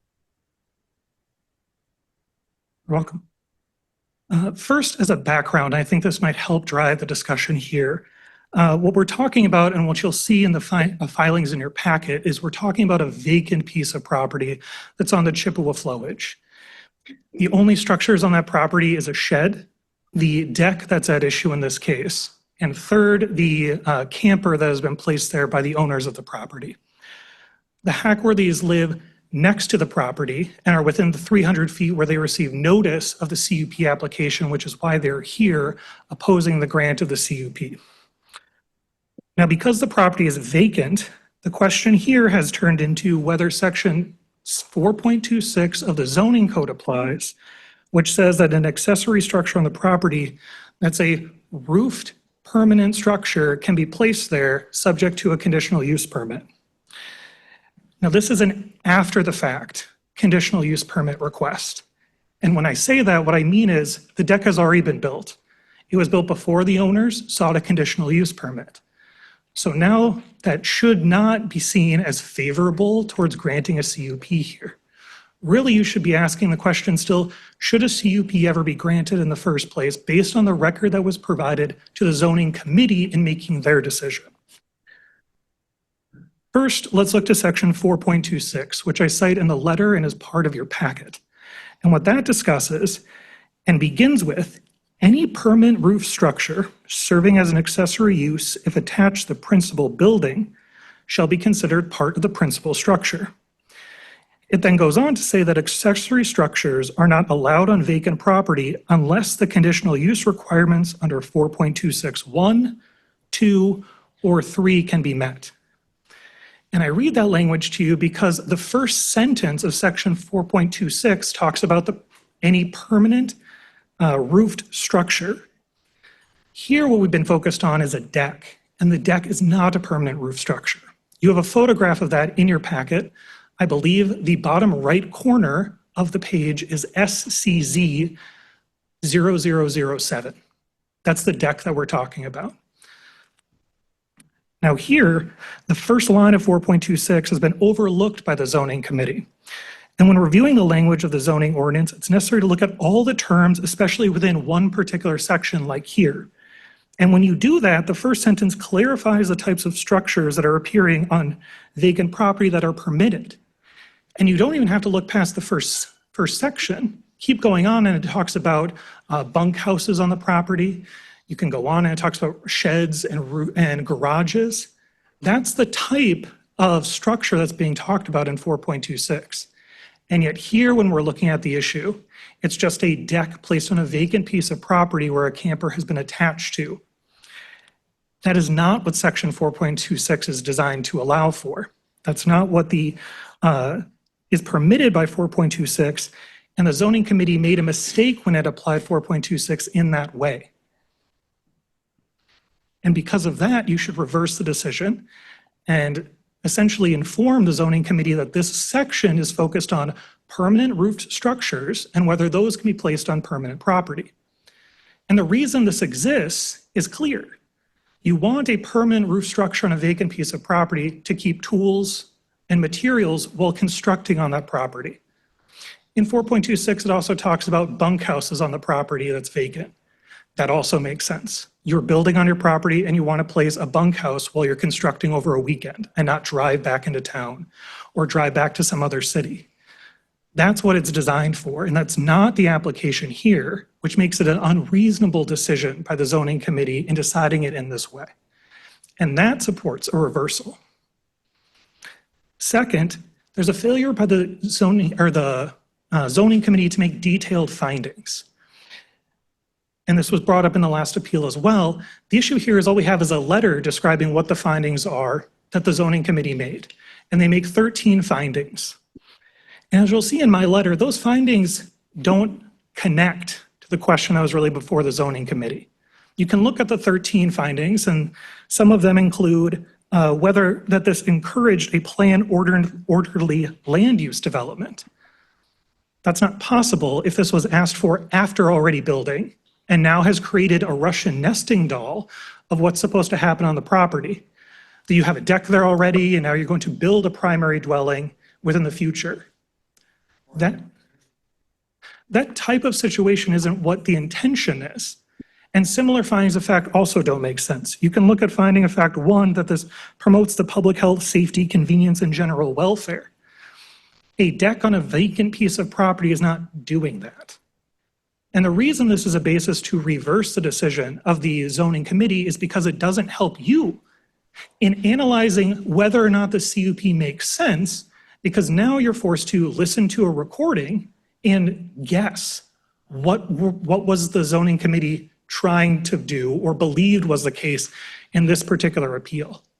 And that's a problem.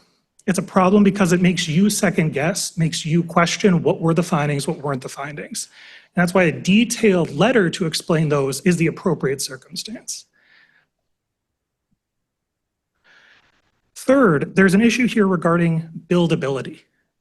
If you look past the issue that section 4.26 discusses any permanent roofed structure, and you say that can apply to a deck, which I disagree with you. But if we accept that premise, then we run into the problem here of buildability. And what I'm talking about is when you look at section 4.26, it talks about a necessary condition to be that there will be a principal dwelling on that property within 3 years. Here, there has been no determination, the record that was before the zoning committee never addressed this. If you listen to the recording, and perhaps my colleague from the representing the zoning committee might play some of the recording, at one point, this question of buildability was raised, and a zoning committee member said, oh, it's buildable. That was the discussion. The issue here, and what you can see in my letter to you, is the fact that this property is a very irregular property. It is wider in parts, narrower in parts. And now, in your packet, I believe you will also see at SCZ 0006, a map of the property that was part of the CUP application down below. And if you look at that, there is pink writing that was not there when that was provided to the zoning committee. I suspect that writing was made because it wasn't as part of my application, that it may have been made in the process of this moving through the zoning committee, or moving through the office for the zoning commission, and then it comes to you.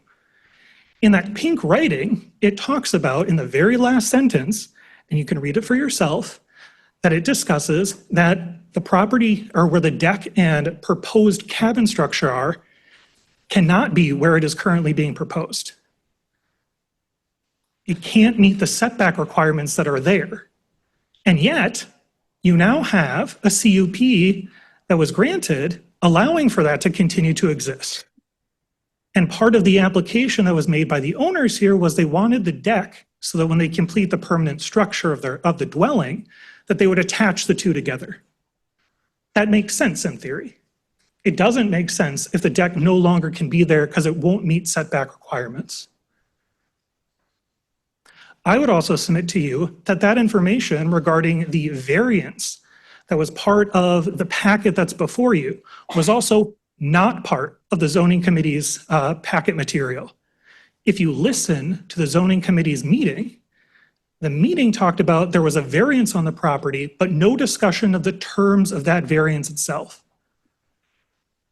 And if you look at your packet and compare the map that's at the very end of the materials related to this appeal, it includes an inspection report from 2001 that includes a map of the property at that point in time.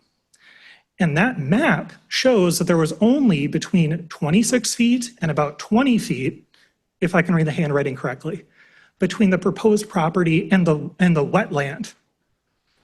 Compare that map. I urge you to, because it's clear in this case that there's been some changes on this property. Now that wetland area apparently does not exist where the map was created.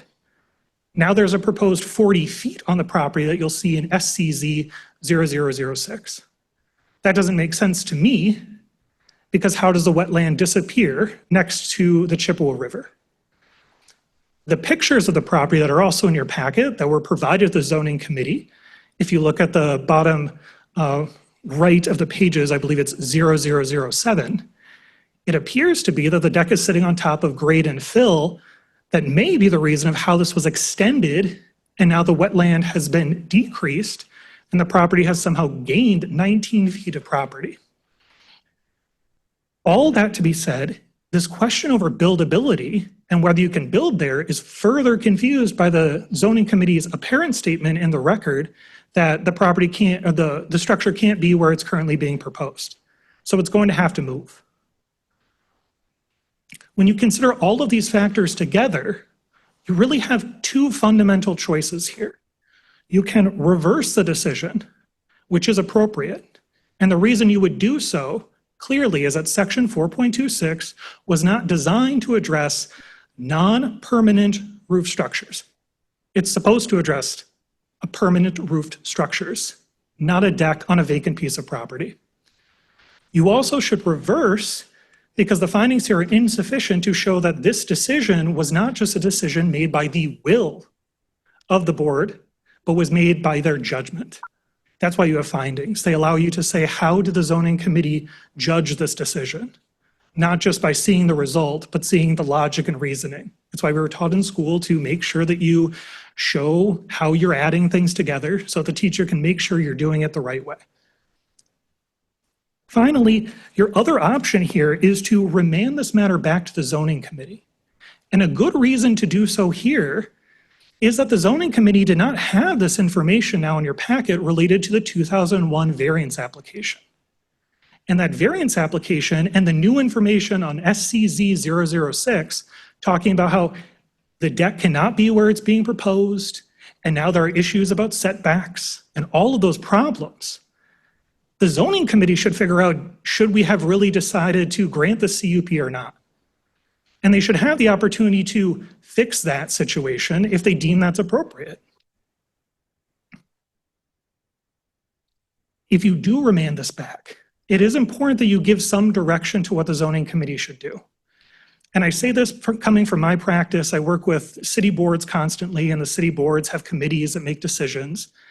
And once in a while, there's miscommunication. And we just want to make sure everybody's talking the same way, understanding what we're doing, that your left hand knows what your right hand is doing. And here, if you remand it back, there should be a discussion over where is the permissible area to build on this property.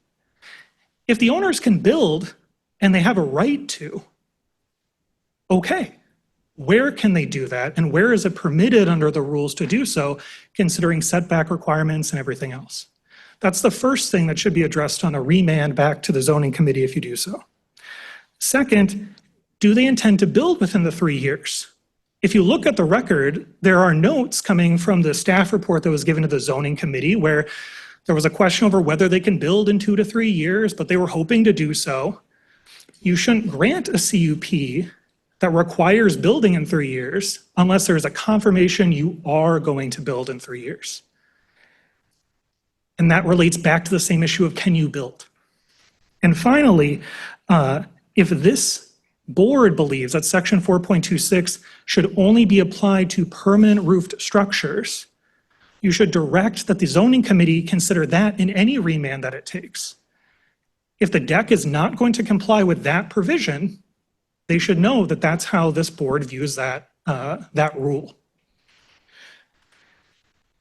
I'll take any questions at this time if you have any, or I will, my client is here, I'll see if he wants to make any statement now, if he would take such a statement, and then I'll turn it over to anyone else in the public. Thank you. Thank you. You may have an opportunity to speak again. Thank you.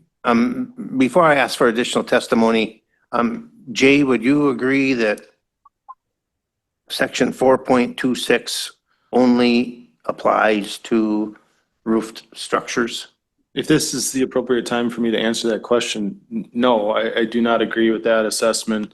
Verbatim, and I think you're missing the comma there. Any permanent, comma, roof structure, comma, serving as an accessory use if attached to the principal building shall be considered part of the principal structure. That makes sense. A roof over a deck that's attached to the building, that's part of the principal structure. Accessory structures shall conform to the setbacks and other dimensional requirements. Definition of an accessory structure is a detached subordinate structure such as a deck. So you can still apply for a conditional use permit for an accessory structure such as a deck for 4.26 parent 1. May I respond? Certainly. Thank you. The reason I disagree with that analysis, it's problematic for 2 reasons. Not to say that, I forgot your last name, sir. Not to say the zoning officer's interpretation is misled or misguided. The necessary thing when looking and what this board does when assessing this type of language is you need to follow legal principles. And the legal principle that's incredibly important in these types of analysis is you can't render some language in a section meaningless. Sometimes lawyers call it superfluous. And case law on that is very clear. You can look at the case of Maris versus the city of Cedarburg. I assume the other attorneys in the room have heard of this case. It's 176 Wisconsin 2nd at 14. It's a Wisconsin Supreme Court case from 1993. And in that case, it talks about that you can't render some language in a zoning ordinance superfluous and unimportant. And here, you should be reading the entire section 4.26 as one. It doesn't make sense how that first sentence of 4.26 applies anywhere else unless it's contextualizing what's going on in that area. And that's why when you look later in the section, it talks about sheds and garages, it talks about bunkhouses, I believe it talks about guest houses too. Those are permanent roof structures. Those are addressing the needs when building on vacant pieces of property. And that's why it's addressing that nature. So you shouldn't be reading that first sentence as saying it's irrelevant. That would be incorrect. And that's why section 4.26 should not be read that way. Thank you. Anyone else to speak on behalf of the appeal?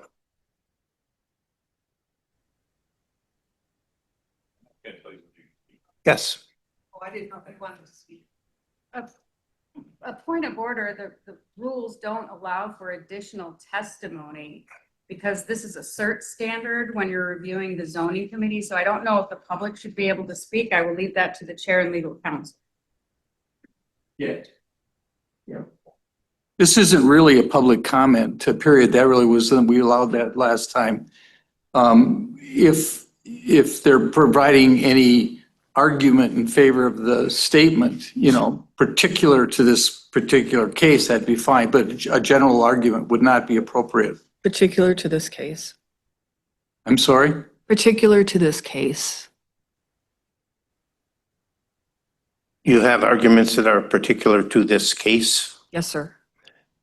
Yeah, you'd let her go. Then your testimony will be allowed. Thank you, Mr. Chairman. On pages 3 through 8 of the packet I originally handed you, and I'm Linda Zilmer, Yeah, thank you. 902 Holly Hill Lane, Birchwood, Wisconsin. I attended this hearing, and being that I've attended hearings for 20 years, I have seen numerous cases where people are looking to build a house and they do want the garage or the pole barn in place first. The intention of this provision was originally Sawyer County did not want to see a bunch of accessory structures or buildings on vacant land without having the dwelling. In the staff report itself, if you have a copy of the zoning administrator staff report to the zoning committee, he even says accessory building. It is so common to allow these accessory buildings, and I have not seen accessory decks.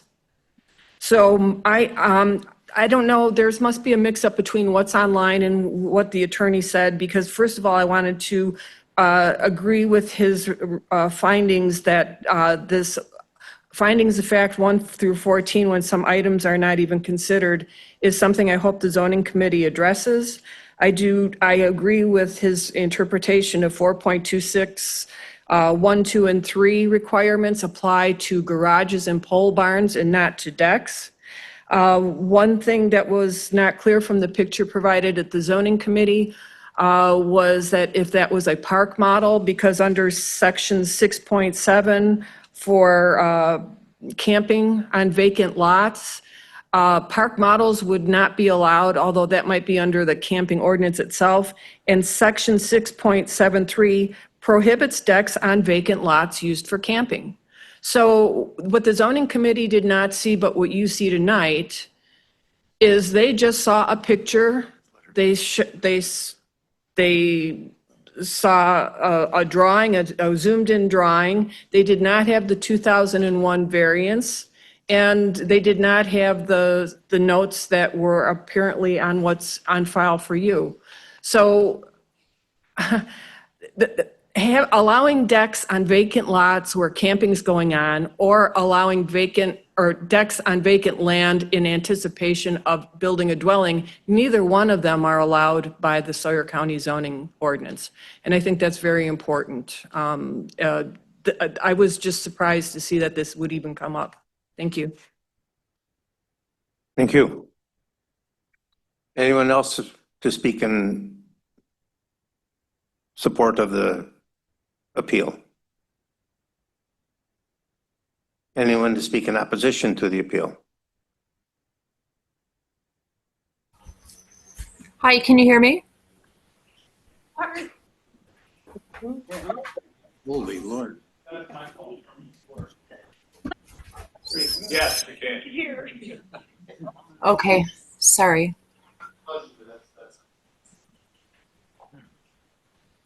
Go ahead.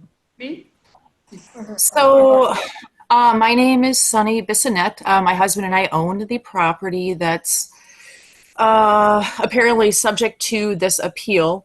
So just a couple things first. I wanted to correct the Hackworthy attorney. He had said the property is on the Chippewa flowage. It's not. It's on the Chippewa River. Also, the deck is not attached to our camper. The county flagged variances for building. Those are actually flagged by the county. Those were discussed at the zoning meeting.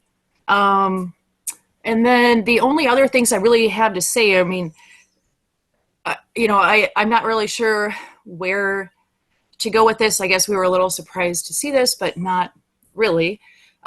We were going to present a written answer. However, we feel we've already spent enough time in this matter, went through the appropriate channels in the application process for the conditional use permit for an 8-foot wide deck and our almost 5 acres of property. Both Jay from the zoning department during our application process and the zoning committee were very thorough in reviewing the ordinances for a deck when it was approved by zoning on February 21st. The town of Ojibwa also unanimously approved our deck at their February 10th meeting, which was prior to the zoning meeting on the 21st. There was some discussion at the February 21st zoning meeting on whether we had a park model or a camper on this property. We do have a destination trailer. It is not a park model. It has tires, a hitch, and a Wisconsin DMV title. So again, we have almost 5 acres of property. There's already a Sawyer County approved building variance in place for building a primary dwelling at this property within the 3-year time frame granted. And yeah, I mean, we just feel that this is, I guess, in our opinion, a waste of time. And it's made to personally inconvenience us. And we have 3 other adjoining property owners who have no issues with the deck that we have. So we feel that the conditional use permit for our deck has already been thoughtfully, lawfully, and clearly permitted by the zoning committee. And that's all I have.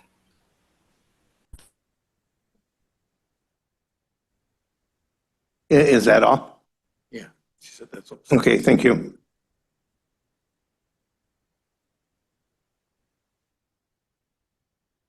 Anyone else to speak in opposition to the appeal? Sorry about my outburst. When my children were athletes, all the other moms would sit by me and say, "The buzzer's about to go off."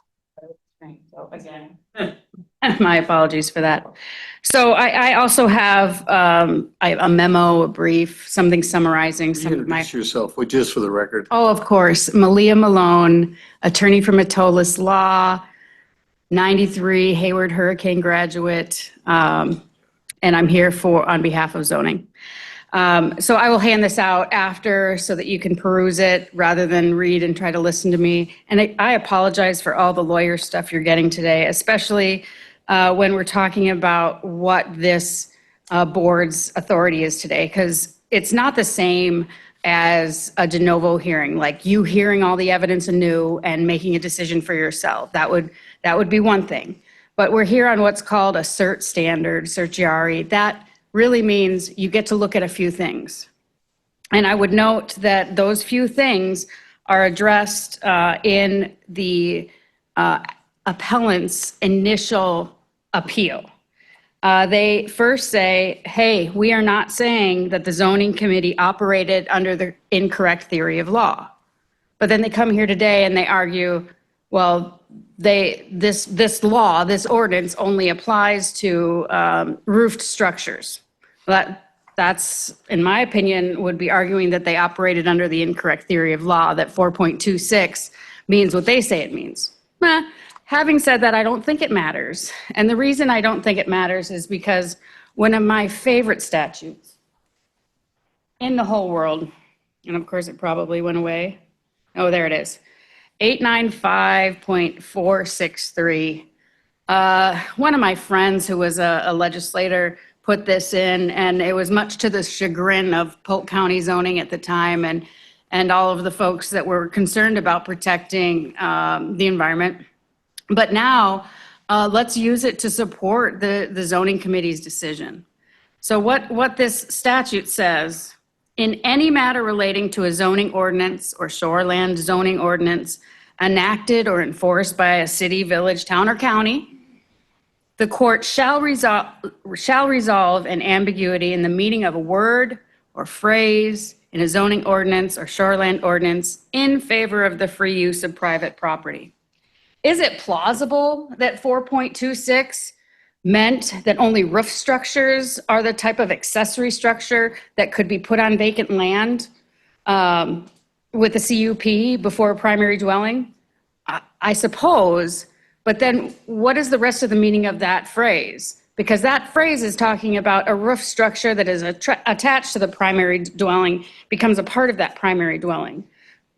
We're talking about getting a CUP for something before a primary dwelling is even there. So before there's anything for that accessory structure to be attached to. Accessory structures are defined to include decks.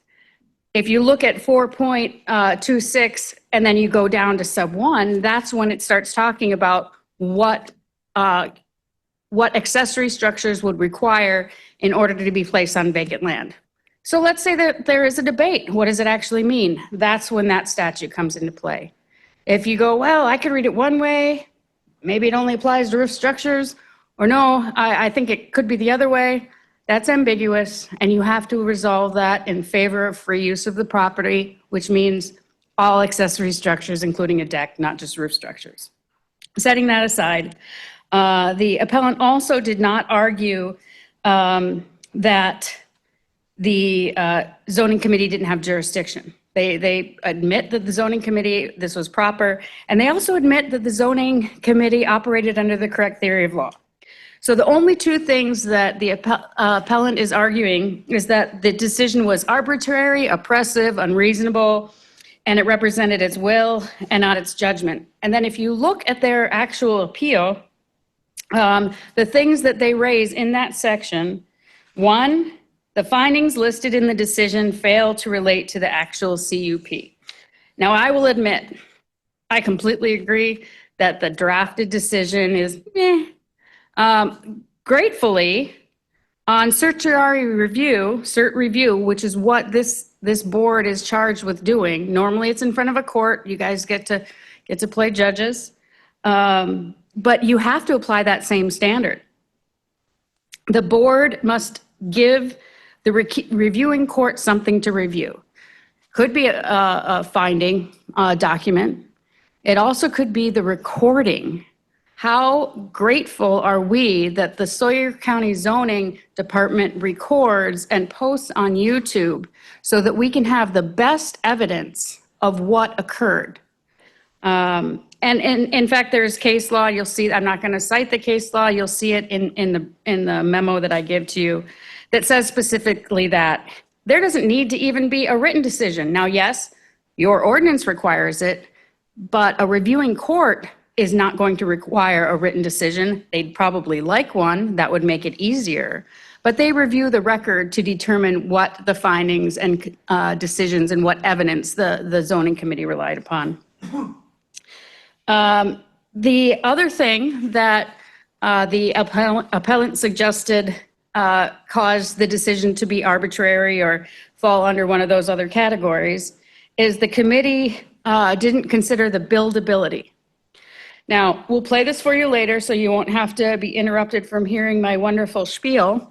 But if you look at approximately 12 minutes, 45 seconds in and let it play, which we'll do later, you can hear the zoning administrator discussing there is a variance that exists that I can provide to you if you want it, that allows there to be, that allows this lot to be buildable.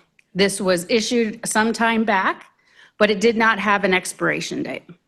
And the committee felt comfortable enough and believed that that was substantial enough evidence that they didn't ask to see the variance document itself. In fact, the fact that the appellant has provided additional documents to you, I would argue is not appropriate because that wasn't a part of the record that the zoning committee heard. And on a cert review, you are tied to the record. And then there are a few other times when you can add evidence, but this is not one of those times.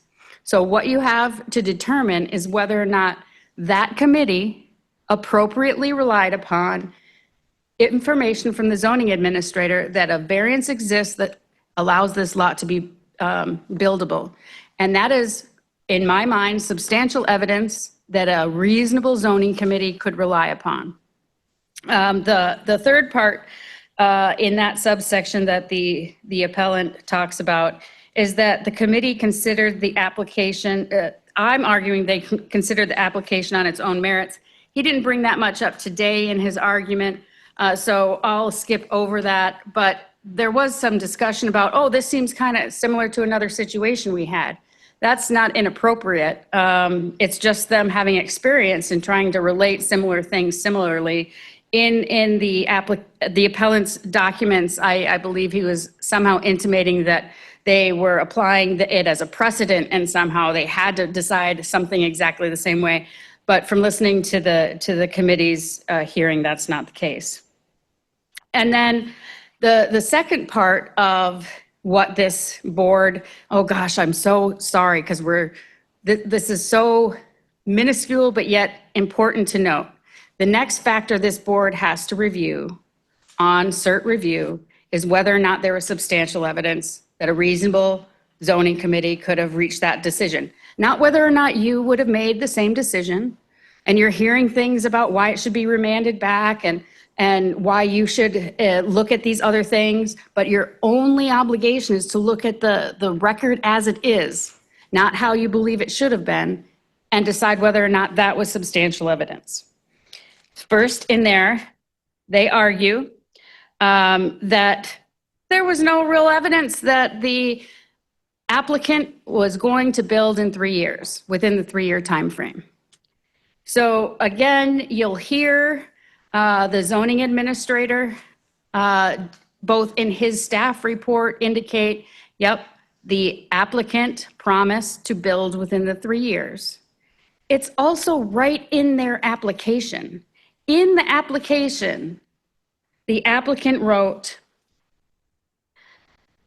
accessory structure under the purpose of the application, accessory structure deck on vacant land, subject to automatic conditions, including building a primary dwelling within 3-year time frame.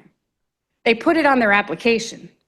And when you're looking at what an applicant has to do in order to get a conditional use permit, they have to meet or agree to meet all of the conditions. They put it in their application. They're agreeing to meet that condition because they know it's a condition. What would be the remedy? The zoning committee would have been completely erroneous if they would have said, even though you promised to build it, we're going to deny it, because that's not the remedy. If they don't build within 3 years, then that deck has to be taken down. They'll be cited for it. That's the remedy, because they have stated that they will agree to build within 3 years. They stated in their application, they stated that to the zoning administrator. He expressed that in the staff report. So there was absolutely substantial evidence that the applicant was willing to build within 3 years. I mean, I don't even think it's a question. I think it's a bit of a strange argument because, again, it's on the face of the original application. So bottom line, There was substantial evidence in front of the zoning committee that the lot was buildable based upon the variance of the zoning administrator and offer to produce the variance. And there was substantial evidence that they would comply with the conditions. And I don't believe the zoning committee had the authority to deny the permit because all of those prerequisites were met. And don't forget, if you find something ambiguous, you must construe that in favor of free use of the property.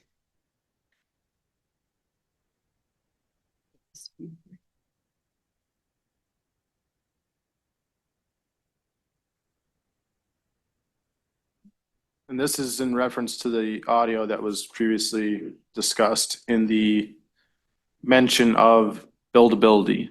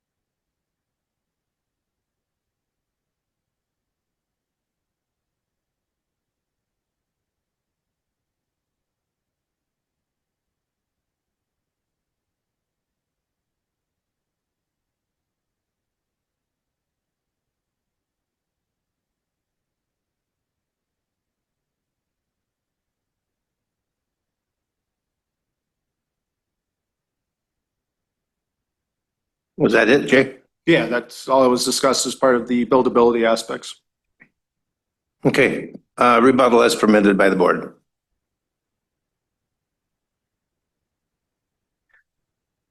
Thank you. Nick Sedaris on behalf of the Hackworthies. I want to first start out, there have been some comments that seem to be misconstruing what's going on here. There was a comment about making it sound like this is a deliberate attempt to cause issues for the property owners. That's not the case. We're just asking a question of whether or not this is appropriate application of a section to do what the owners are doing. That's a permissible thing to do. Also, this concept of strange arguments, I think we can brush all that aside and focus on what are the issues that are really before you. So first, there were comments that were made about you really need to look at what was before the zoning committee. I believe that's what the colleague from the other side has talked about. And if you look at the letter that I provide you as part of your packet, to be clear, we included material that was marked. It starts in my letter that's dated on March 21, 2025, where it talks about the attachments. And it says that CZ 0001 through 11 are part of the staff report that was provided to the county and the notice letter that was made. Those were matters, 1 through 11 are all matters that were specifically before the zoning committee. The funny problem is that there have been changes to that as part of your packet to include this additional information regarding the variance. If you go back to the recording and look at the packet that was provided to the committee, the material that's added in pink on CZZ 006 was not there before. You can compare that to what's in my letter to you. And that language importantly says, however, proposed cabin and deck would need to be altered to meet these setback requirements. And that is referring to the variance that was not given to the zoning committee about where you could actually build. And if you look at that, which is the last page on your packet before going to item 3, that includes a map that shows the particular dimensions of the property. And before that, a couple pages, it talks about the parameters of the variance that was granted. Now, the issue here is if you compare what was given to the zoning committee, all they heard was there's a variance on the property, you could build there. That information does not address buildability in a meaningful way, if at all. I would submit to you, all that's doing is saying, and the fact that there are no findings that say we determine that it's buildable is where this, the rubber meets the road. That's the problem. So what is the record that was before the zoning committee? SCZ 001, and 11. And in that material, if you take out the pink language, all you have is a map and essentially the report. That doesn't address whether or not this deck works in this particular location and is buildable. That's not what it's doing. And that's why this should really go back to the zoning committee. And that wasn't information I gave you. That was information out of the packet somewhere along the process other than me. I don't have access to a 2001 variance application. Moving on, there's this issue about de novo review and how we're not doing that. I'm not asking you to view these facts all anew. The problem that you have, and as my colleague talked about, the findings that were given to you don't explain what the zoning committee was doing. The maybe 10-second clip that you heard doesn't say that the zoning committee was making a finding on that point. You have no real findings over what they were doing when they made this decision, and that's the problem. I'm not asking you to review all the facts anew, consider it for yourself. I'm saying with the information provided to you, was there an arbitrary and capricious decision or was it unreasonable? My colleague talked about that, and I don't want to use that language, it gets confusing. But does the decision really make sense off the information provided? Does it make sense to allow a deck to be placed on a vacant piece of property with no primary structure? It doesn't make sense. It doesn't make sense under the language in section 4.26. It doesn't make sense if you don't know whether or not that deck can go where it currently is placed. It also doesn't make sense when you don't know what is going on in the future related to setback requirements or anything else.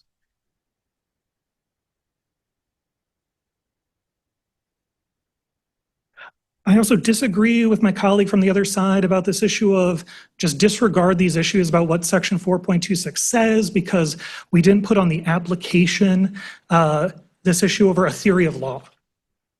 Respectfully, I disagree. You are being asked to evaluate a CUP that was granted specifically under 4.26 and whether that was arbitrary and capricious and not made based on reason, or if there was a lack of substantial information. And when you're making that decision, that inherently asks the question, can you put this particular structure there or not?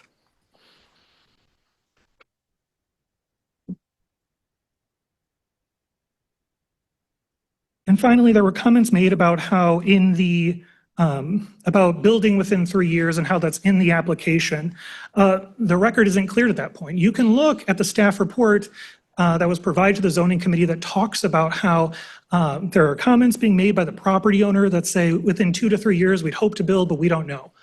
I agree you can't put a requirement on them to say and confirm and sign, yes, we are building in 3 years, but there can't be this question of whether you will.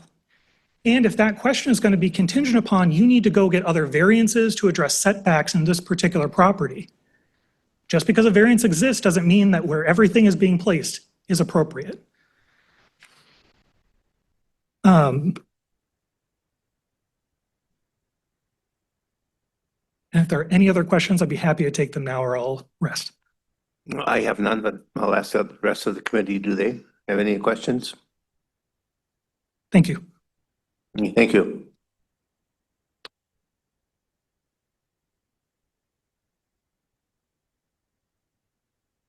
Do we need to close the public comment portion? Yep.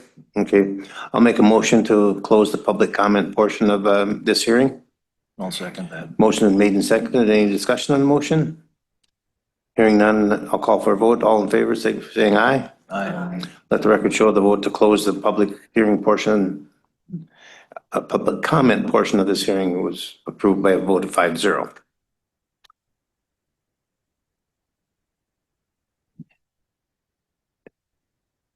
Jay, this deck, is it? I'll back up. There were some parameters set when the original variance to this property was issued. Does this deck fall within those parameters? Yes, the current deck location does meet the required setbacks that were approved by the variance. However, the variance was specifically for a 22-foot deep setback, a 22-foot wide, a 22-foot deep structure. The width wasn't specified, and I can pull the variance case back up, and it was actually from '01. I had stated back at the zoning committee, it was sometime from the 90s. It was 2001. The initial request was for a 26 by 34. That was then amended to not exceed 22 feet in depth. The current deck meets the required setbacks. It is 40 feet from the wetland and does meet the road setback. The current camper meets the setbacks. When they go to put a house on, they are not going to be able to put the house on where the camper is. They are going to have to alter the deck, potentially cut it in half and actually swing it around the sides. Because you would not be able to get the 8-foot deep deck plus the 22-foot deep house. That is not what the variance permitted. Whether or not the Bisonettes are aware of that at this point or not, I am not sure. They may be learning that now for the first time. But it would allow for that deck to be split and then added to the sides of a future cabin or future build. Okay, that's what I was looking for. Any additional comments by the committee? I'm a little confused, Jay, because we've heard from both sides that the deck is allowable under that ordinance, that it has to be roofed under that ordinance. Is there a subsection that specifically allows decks? Just because the definition as to what an accessory structure is, I guess, you know, I'm not an attorney, so Let me thank you. Yeah, I mean, that's really my job. You have to read that section. It says any permanent, comma, roof structure, comma, serving as an accessory use if attached to a principal building shall be considered part of the principal structure. It defines how the roof would be determined. It'd be part of the permanent structure. Then it goes on to say, accessory structures shall conform to the setback and other dimensional requirements of the zoning district which is located. And accessory structures are defined elsewhere in the code, and accessory structures do include decks. It's a poorly written provision, but I think that, and again, if you spend any time with zoning on lake properties, and the difference between an accessory structure and a roof structure is there are lots and lots of accessory structures that aren't roofed. And this definition in your ordinance, which I looked up because I wanted to said definitely allows a deck to be classified as accessory structure. So would a patio. So that I wouldn't get hung up on that requirement. I think the thing you have to decide is the next section, which is the points that were pointed out by both parties. First of all, you have to decide whether or not, you know, it's properly before the zoning committee. And I think everybody's agreed that that's there. So there's no jurisdictional issue. There's no question, nobody's challenged the due process. So I think you'd make a finding. It's up to you, but the due process was, I mean, the committee didn't cut anybody off, didn't anybody not testify. So you really do get to those last two criteria, which is, do you think there was enough evidence to support the decision that was made by the zoning committee to grant this conditional use permit? And I think both sides have said that's really what the issue is. And if you read, or if you listen to the tape, which I'm sure, or the recording, which you did, that is what you should be listening to, deciding whether or not there was a proper enough, you know, information. I mean, could they make that decision? Yeah, I mean, I really think that's where you're at. But an accessory structure is a deck, and I don't think there's any question.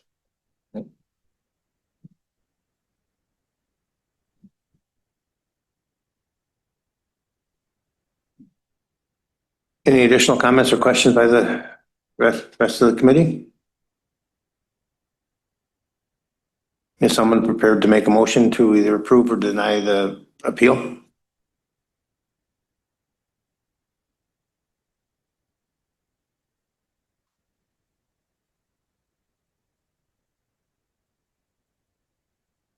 I'll make a motion to deny the appeal. Is there a second to that? I'll second it. Second by Gordy. Discussion on the motion? I believe that the zoning committee made their decision based on the information that was provided to them, and it was in their power to make that decision, that this accessory structure did not necessarily need to have a roof. And it, based on further testimony that we heard this evening, the structure that it is on the property is within the original footprint of the variance that was granted back in 2001. Those are my findings of fact. I think the findings of fact, once again, which we're learning, are really important to take care of at the time these things are approved. And that would have certainly simplified, if not eliminated, this entire process.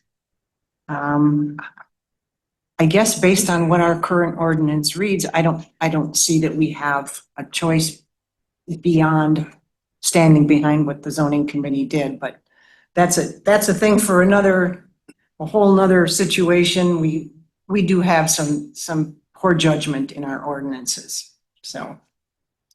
Yeah, there was a comment earlier that a lot of the findings of fact in that approval of the conditional use permit didn't seem to address that specific issue. And I would agree with that statement. There's a lot of boilerplate in there that I think got thrown out generically. And I agree wholeheartedly with Laura's comment that these findings of fact need to be more specific, and then we don't get ourselves in a cat and mouse game like is going on tonight. Any further discussion? All those in favor of the motion as presented signify by saying aye. Aye. Aye, all opposed, same sign. Motion to deny the appeal passes by a vote of 5-0. And again, for your findings, just so I'm taking what you said, number one, you believe that it was procedurally okay. Number two, you believe that that there was sufficient evidence to support the decision. And number three, you're agreeing that it wasn't an arbitrary and capricious decision. Is that what I've heard? Yes, sir. Just like that. I hear everybody saying yes and nodding their head. Again, you criticize not having findings. I want you all to make findings, that can be used. I think the findings you just stated. Just outlined. Yeah. Those are our findings. of fact. Yes. Yep. Gordon, yes. Yes. Steve? Yes. All right. 100%. Thank you. Yep. Who's next? Yep. Yep.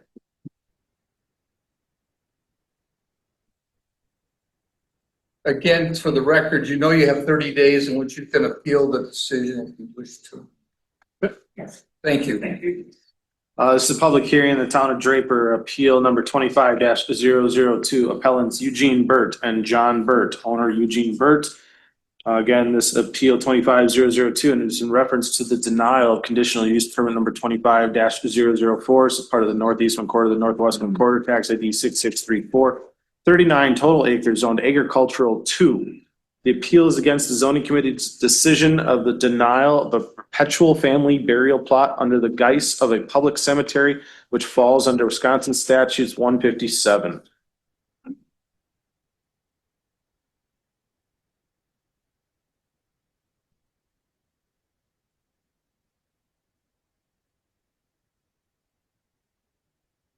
Is there anyone here from the Burt family or their agent to speak on behalf of the appeal? Yes, Mr. Chairman, my name is John Burt. I'm the agent for Eugene Burt on this application. I thank you for this opportunity. First, I want to bring up the fact. Sir, John, could you give your address, please?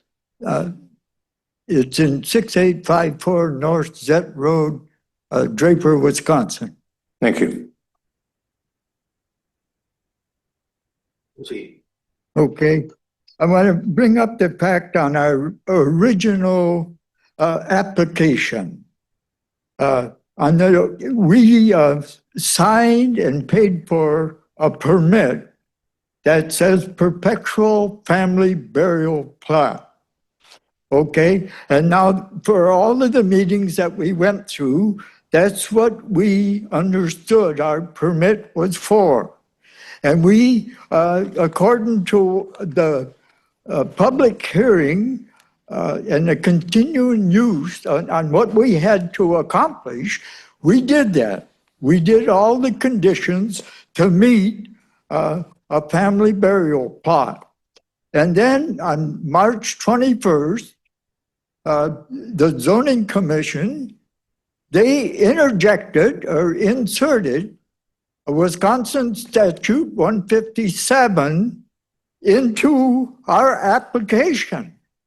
And now that's a break of the contract. We would never have signed this contract if 157 was in it, and then it wasn't in it. And it does not even apply to it, and it's not subject to it. That's a main thing here. Everybody knows what a contract is, and you can't insert anything in a contract after it's been signed and paid for. And this is what the zoning commission did. Okay? Wisconsin statute chapter 157 does not regulate, prohibit, or outlaw family burial on private land. That's a fact. That's a historical fact. Home burials are time-honored practices in Wisconsin. State law permits them, and the zoning has no ordinance against them. Chapter 157 applies to public or commercial cemeteries and has no bearing on family burials. These are exclusively for the family and not sold to the public. They are not subject to Chapter 157 nor to municipal requirements. Private family burials are family controlled and operated, which makes them impossible to fall under Chapter 157, wherein that statute does not allow family to dig or partake in the burials. The zoning commission wrongly claimed 157 prohibits private family burials unless it incorporated organizational requirements of said statutes. The interpretation is flawed. Being family burials do not fall under the Wisconsin statutes and never have. If home burials could not be granted, they could not be an application where monetary funds are extracted for them. Without a prohibition being enforced, zoning is under the obligation to produce what was signed in the original contract, how it was underwritten. Whenever a contract is signed and paid for, both sides understand that certain obligations have to be fulfilled in honoring that contract. We set out to fulfill those obligations with the understanding that zoning would issue our cup.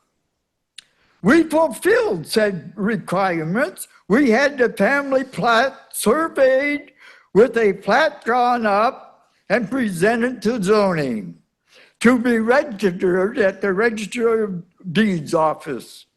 We invested several months of time and labor, finances, improving the land, fulfilling our obligation for said contract. On March 21st, 2025, the Zoning Commission inserted Chapter 157 into the contract against the application signed and paid for, and against what a family burial plot is. We completed our contract, and Zoning Commission is held by the contract to fulfill what it was signed for. And that's the legal part of it. And then substantial other evidence for wanting a perpetual family burial plot. It is historically exists. Death and burial are and have always been sacredly observed and participated in by the family. The Burts want to participate in the passing of their loved ones, and this option is not available in a municipal or 157 setting. And there is no other. And that's historical. This is not our individual preference or undertaking. Death has always been a part of life, and family burials have always been in existence since the beginning of time. Burials, rites, and customs connected with the interment of the departed family members are as universal as the prodigy or the fact of death itself. Death is an inevitable end of every human life, and it is one of the most distinctive and central features of the human experience. It is only natural that every actual occurrence of death should be an occasion for the living to react to this fact by appropriate behavior. Facilitating this passing of life is very significant. Our very experience of life itself is determined by our awareness of its finality. We should work together for the compatible therapeutic closure of life. We all have families and must deal with this imminent fatal event and need to express all compassion, knowledge, rights, customs, and whatever else we can do to make this tradition comfortable, meaningful, and humanly and spiritually possible. Hence, family burial plots are just another means of attaining and securing this purpose. Herein, specific and fundamental customs are carried out and maintained. And I have here 3 documents from a funeral director that has studied with laws in funerals all through the country, and he states the same thing, that 157 does not apply to family burial plots. And that was a flaw in putting it in there. And if you want these copies, I can give them to you. I don't have no copies of them other than one set. So if you have any questions or comments, I'm here and available to answer them. Okay, thank you. As far as providing copies, we may request them later, but at this point, not. Thank you. Thank you. Okay. Anyone else in favor of speaking on behalf of the appeal? Okay. Hearing none. Anyone wishing to speak in opposition to the application?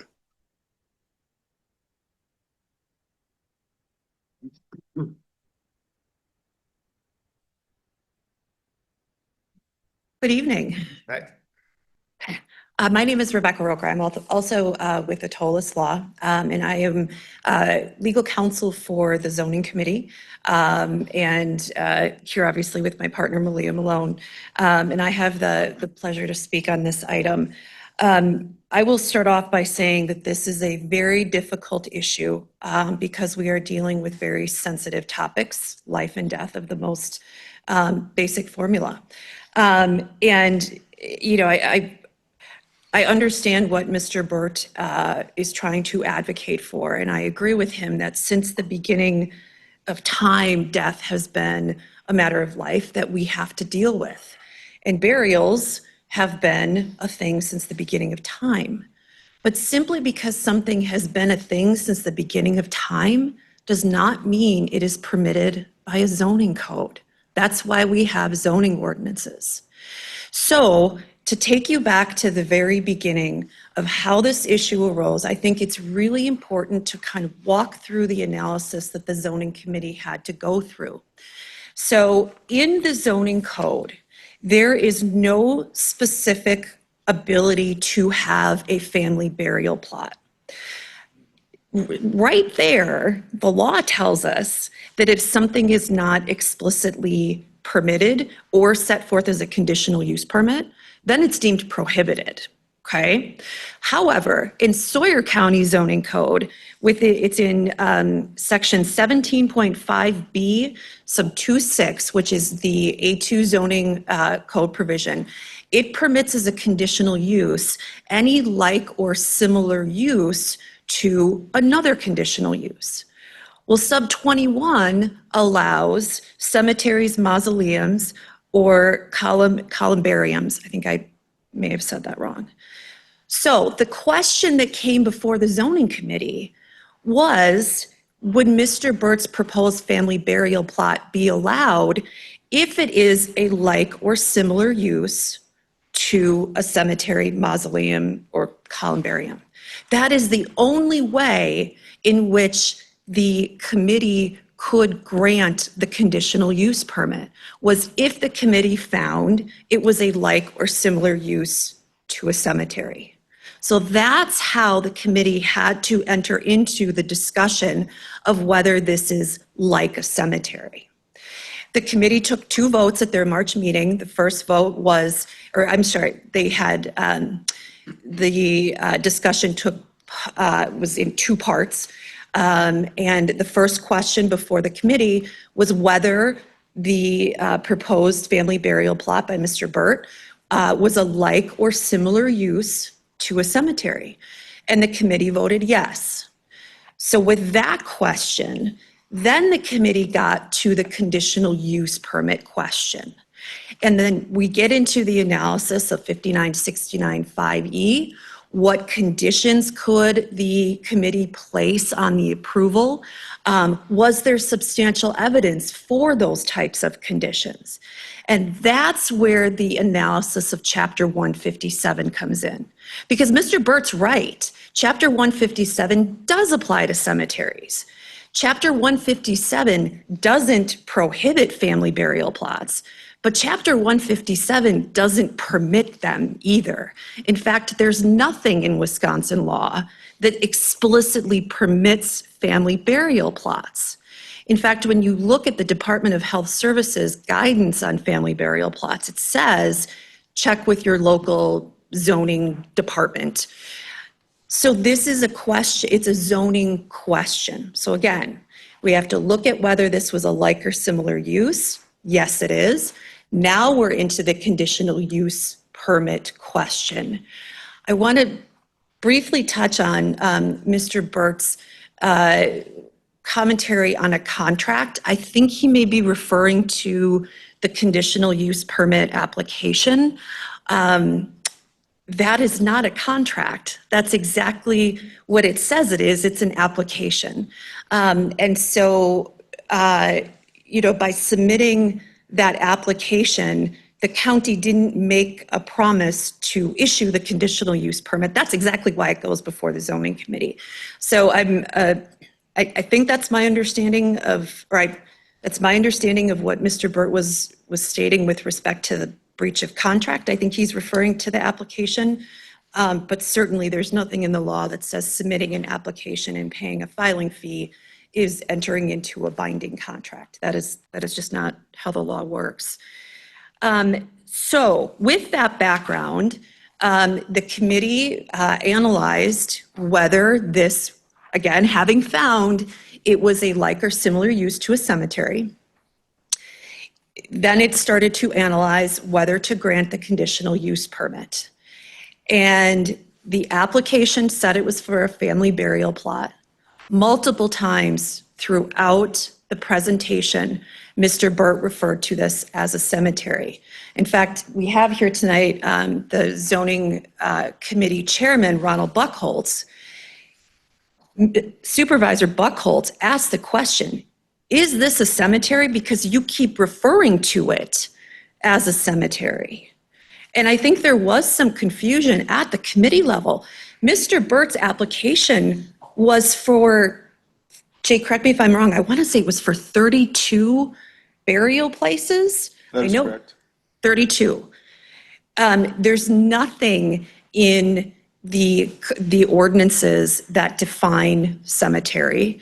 There's nothing in state law that gives a number threshold of what a cemetery is versus a family burial plot. There is a definition in the state law of what a cemetery is. And that, well, let's see if I have it. Do you have 157? Well, anyway, I'll just say the committee looked at what that state definition of a cemetery was, and it sure matched the information that Mr. Burt had presented for his proposed family burial plot. It's really irrelevant that the application was for a family burial plot. If it is, you look at the use of something. If it's 32 individuals who may be buried, that sure looks like a cemetery. Okay, so if it looks like a cemetery, then what conditions could the committee have placed on it? That's where we get back to the requirements of Chapter 157. The committee looked at Chapter 157 as, okay, this is what state law requires of a cemetery. Maybe those should be required of Mr. Burt's family burial plot. And that is how the discussion of Chapter 157 came into play. Again, it was not the insertion of a term into a contract. It was a legal consideration that it was totally appropriate for the committee to undertake because, again, they had to look to that like or similar use, and they found, yes, it is indeed similar to a cemetery. Very briefly, thank you, Malia. Cemetery means any land, including any mausoleum of the land, that is used or intended to be used exclusively for the burial of human remains. Let me read that again.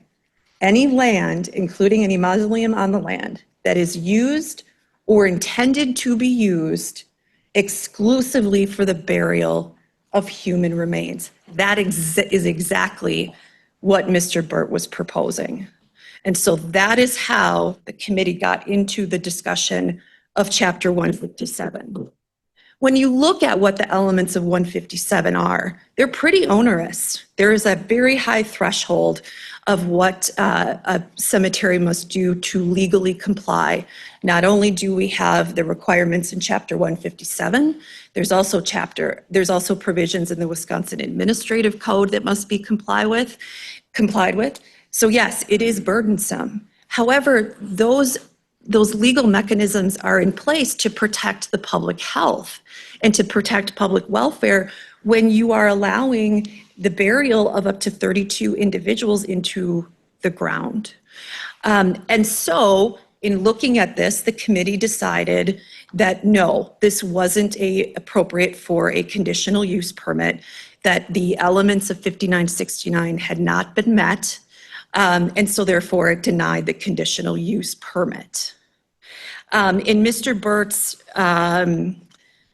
in the appeal, the actual appeal, again, because we're here on cert review, we look at those the four specific legal elements. The first being the committee did not keep within its jurisdiction when making its decision. Mr. Burt responded in part that it is legal throughout the U.S. and Sawyer County has set precedents. A family burial plot is not legal in Sawyer County. It is not a permitted use in Sawyer County. It's not a prohibited use. The committee found that it was a like or similar use to a cemetery, and therefore it could be a conditional use. But at that point in time is when the committee determined that it was not appropriate to issue a conditional use permit.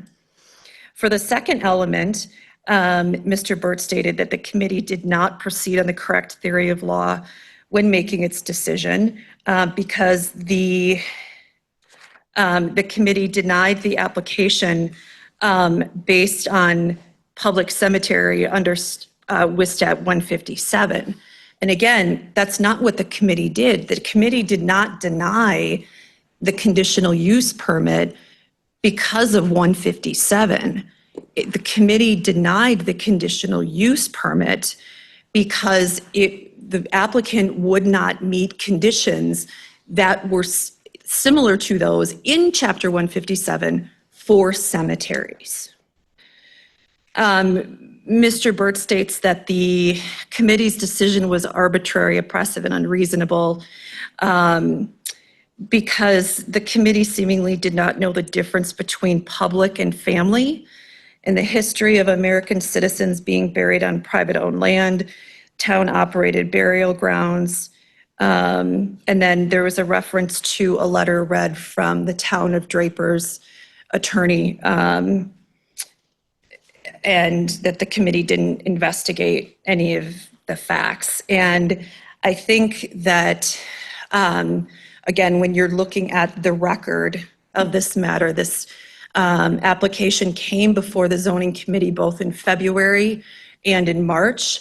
The committee had, I know in the March meeting, it was over an hour of discussion.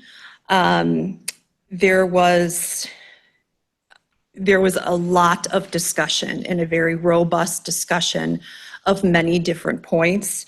And so I think it's just false that there was not any discussion or there was no basis upon which the committee could make this decision.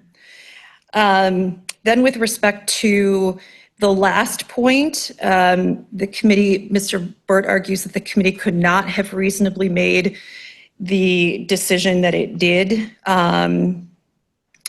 Mr. Burt states that it's his understanding the current committee never participated in this type of application before, did not investigate or prepare before the hearings took place, and did not fully comprehend what is entailed. And that's simply, well, frankly, Mr. Kozlowski did say that the committee had never faced this question before, but simply because you have a unique question doesn't mean that you still don't go through the analysis. I think you're very familiar with zoning questions, and we see new novel zoning questions all the time. And so simply because the committee didn't have this question in front of it before certainly doesn't mean that its decision, that it couldn't reach the decision it did in a reasonable fashion.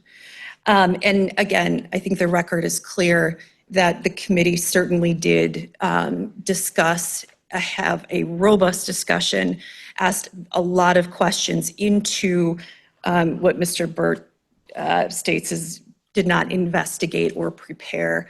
And I would respectfully disagree with that, again, given the amount of discussion at both the February and the March 2025 meetings. So again, because we're here on cert review, your review is limited to those four elements. And I think that, I certainly think that the committee kept within its jurisdiction, excuse me. The committee proceeded on the correct theory of law. The committee did not act arbitrary or unreasonably given all of the facts presented. And I think that the committee certainly arrived at an answer that was reasonable in light of all of the facts and circumstances. I'm happy to answer any other additional questions if you've got them now, or I can answer them on rebuttal if you so choose. I have no additional questions at this time. Anyone else? Okay, thank you. We may ask you for more comment. Mr. Burt? Yes, you certainly can. In the document I got right here from the zoning commission, it says they denied it right here toward the end on the Wisconsin statutes 157. That's what it says in that from the commission. And the thing is, you can't debate a cemetery between a public one and a municipal one to a private one. Because anybody that goes to a municipal one, they can't bury anybody there. That's common. That's law. And 157 says that we cannot bury in a municipal. And if we wanted a municipal one or 157, we wouldn't have signed a contract. Because we want to participate. We, as a family, we got 15 children in our family, and we got an extended family. So 32 lots are not very many, probably not enough even. And all through history, they buried their families. We got several in Draper even, family burial plots. We got them all through Sawyer County. The surveyor that surveyed my property, he got 3 of them where he was from. This funeral director that wrote these laws and said that 157 doesn't apply, and he goes through legal professionals to find this out. He said it does not apply. And we got him. And the Wisconsin Historical Society says the same thing, that they're all through Sawyer County. So how can you say that it doesn't apply to Sawyer County? We have them here in Sawyer County. I presented the one over here right in Hayward that anybody can go and see. So it had to be legal if we have them. We got 2 in Draper. So if you have these, and when I talked to Doug Kirkwell that spoke earlier on the first petition that was here, he said there's 8 of them through Radisson and Coudray. And he says they're tax exempt because they're family burial plots. And his son that's taken over his position as an assessor for Sawyer County says the same thing.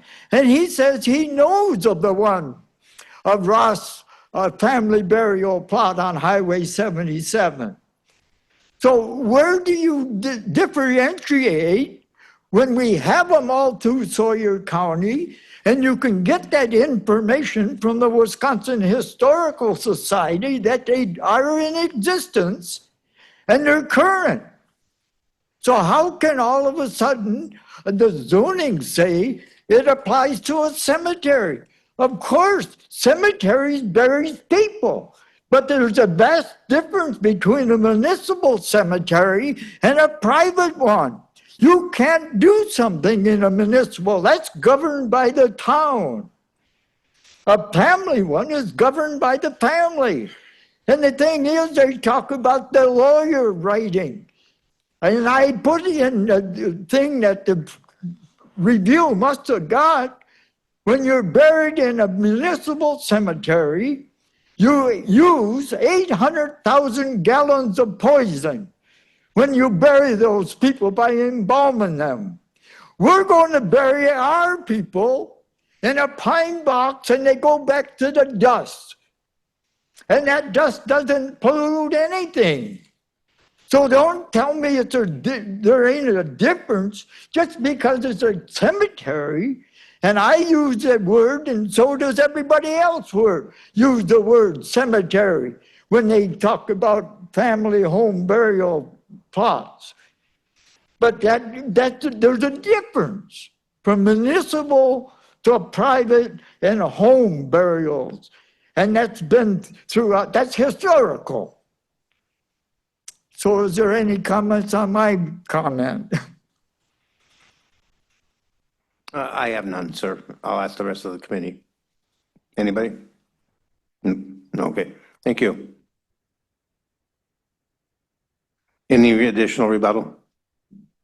Okay.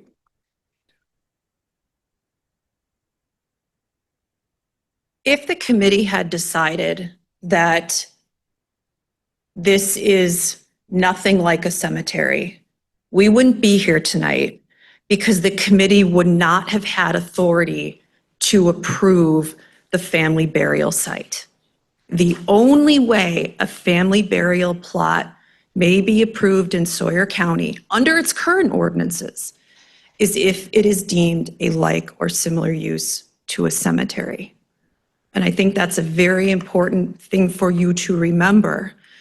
Also, briefly with respect to the statements as to the Wisconsin Historical Society's recognition of family burial plots, certainly they are across our state. They have been there for many, many, many decades, if not centuries. But that is also prior to changes in Wisconsin law. And we have to operate under the law as it exists today.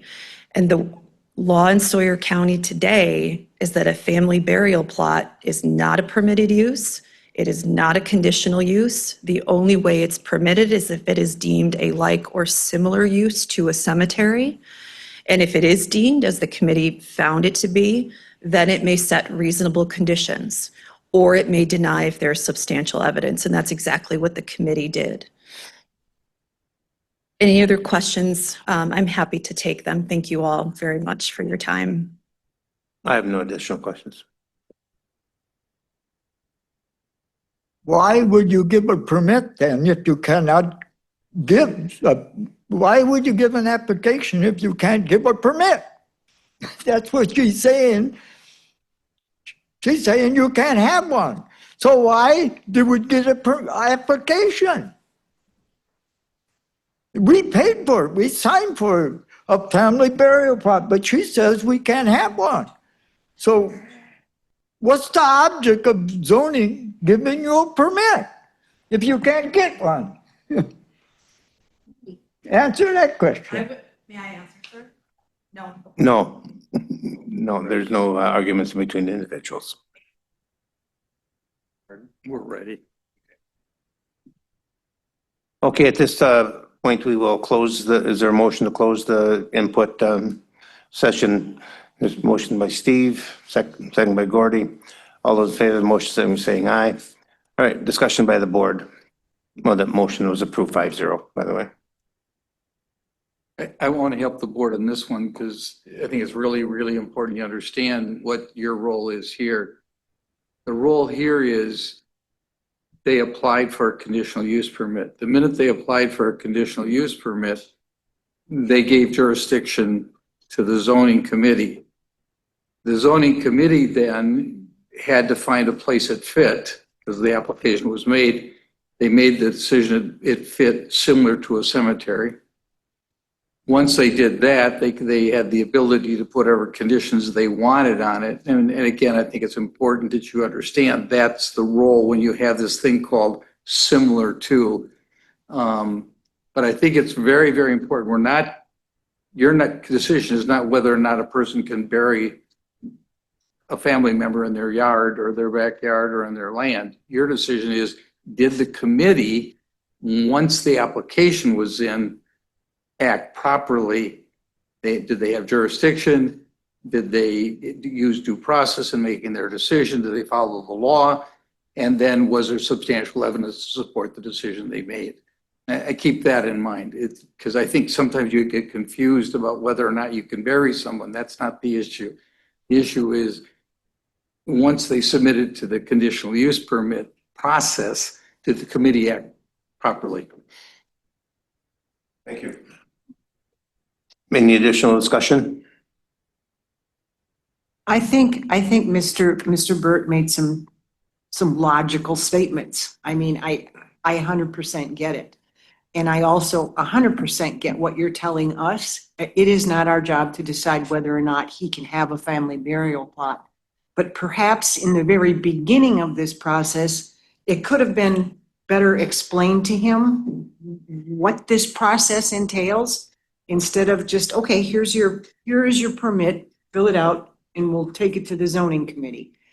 It is not deemed a permitted use, even by conditional use permit, under anything in A1. So it just seems that a lot of this could have been alleviated if he had proper instruction in the first place. And granted, anyone should be able to take out, if they want something, they should be able to take out the permit. But if I walked in and said, I want to bury my family on my 60 acres, okay? And Jay said to me, you can take the permit and you can ask, but, and maybe that's what happened. I don't know, but listening to Mr. Burt, that isn't what it sounded like what happened. If he had been told specifically, there is no permitted uses for that. So it can be likened to a similar use, but these are the things that they're going to impose on you if you decide to go ahead. And again, Mr. Burt is confusing a contract with a permit application, and I get that.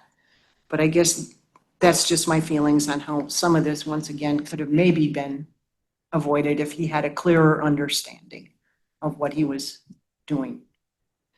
And again, our job is to act on whether or not the zoning committee acted as they should based on what they had to work with, and it is not a permitted use. I don't disagree with your statements, Laura. That seems to throw a lot of weight on the shoulders of the people in the office of the zoning, at the zoning office, to describe to someone what you think they want versus what they may want versus what's going to be allowable. Anybody can take out a permit for anything. I don't disagree that some of that explanation could be associated with handing the document across the counter, but I'm not sure that's the role of the zoning office. There's other counsel that could be sought. There is other counsel, but I do think if you're applying for a conditional use permit for something that isn't even a permitted use permit with a conditional use permit, maybe a caveat that that's probably not going to fly. Good point. Any additional discussion? Hearing none, is someone ready to make a decision for or against the appeal? I make a motion to deny the appeal.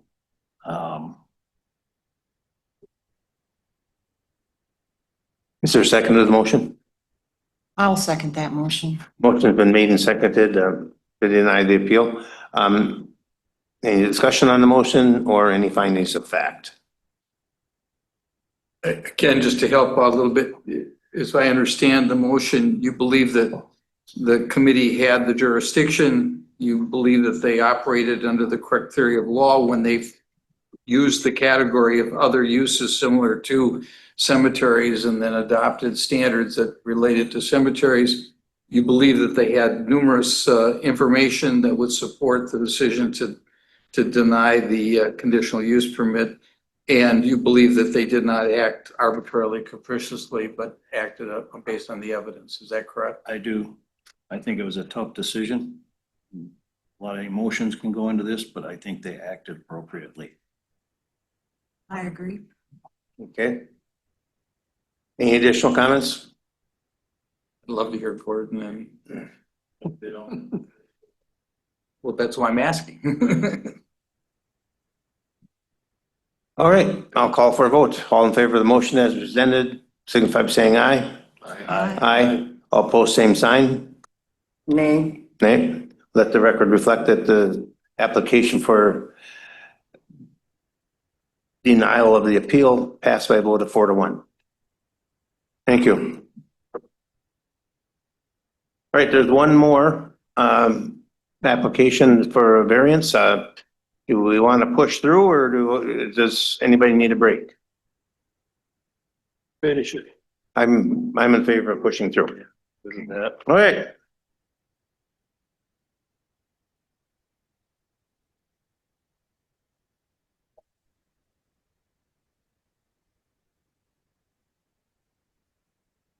This is a public hearing in the town of Hayward, variance number 25-001, owner Brent and Joan Heinrichsen, part of government lot 5, lot 3, CSM number 4150, parcel 010-841365530. It is 0.65 total acres on residential recreational 1. The application is requested as per the applicants is proposing a 54 by 42 two-story dwelling with attached tuck under garage. The proposed dwelling will be located 19 feet at the closest point to a non-navigable wetland complex All other setbacks are to be met. Variances requested as Sawyer County Code of Ordinances, Appendix B, Section 6.1, Parent 2, would require the prior granting of a variance for any structure located closer than 40 feet to a non-navigable wetland. The proposed dwelling at the closest point measured from the eave overhang would be 19 feet.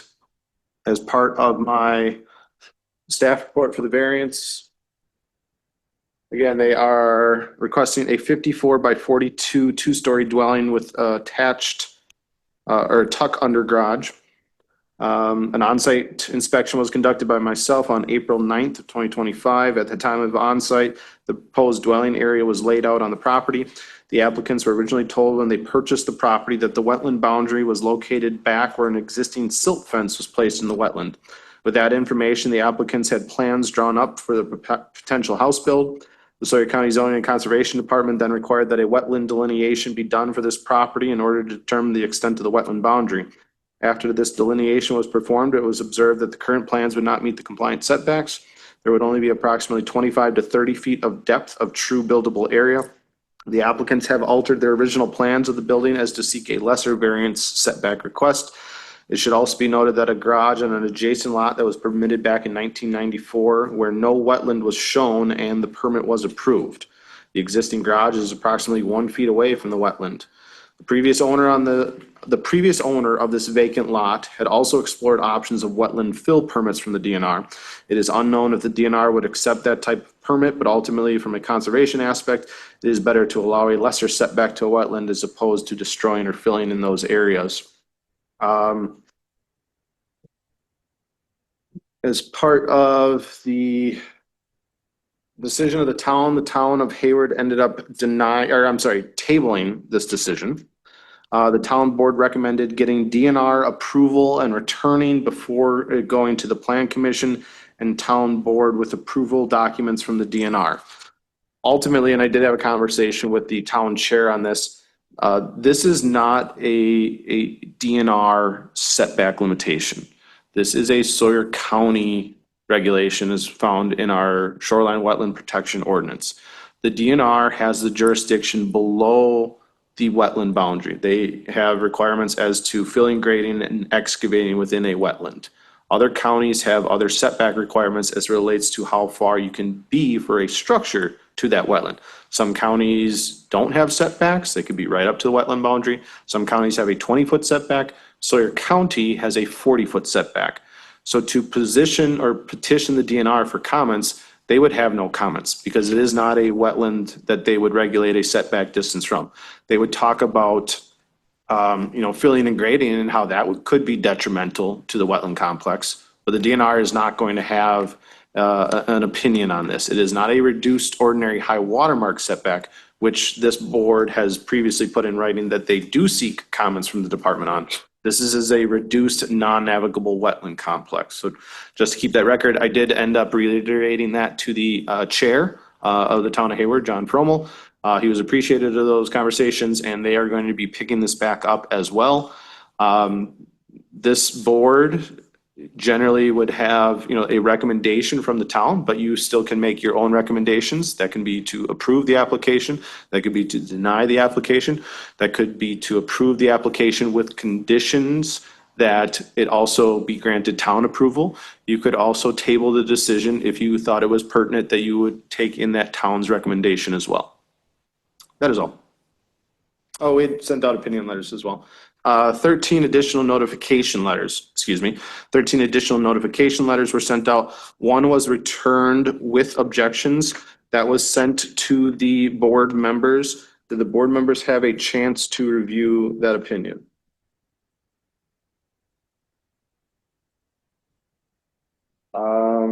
Kathy, that's the one we just got recently. Not today, this would have been. Wrote it, she was Yeah. here. We do have that individual that sent in the objection. I do not see it in the case file. Jaquita, I do apologize. If you wouldn't mind reiterating your objections when it comes to the time of either in favor or in opposition, that would be wonderful. Okay. I sent it out and everything, but I don't have it in my file. Made it, but I think I wrote it better to speak it. We'll ask you to come to the microphone now when we get to that portion of the meeting. Thank you. That is all. Oh, we see a member? Are we missing a member? Dee may have had to excuse. Yeah, we can't have him, if she can't come back, we gotta wait for her if she left the room. Yeah, I presume that we should really hold until she gets back. Okay, seventh inning stretch again. I'm sorry. No, good catch. 3.5 hours. Yeah, because I watch everything back there.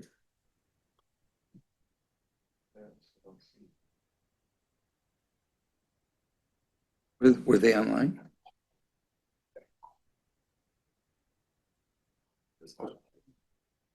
Are you recommending Wayne?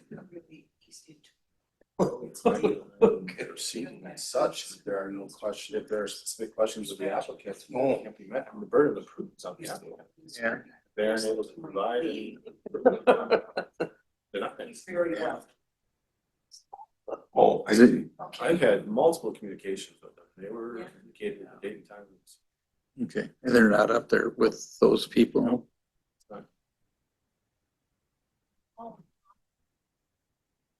Sorry.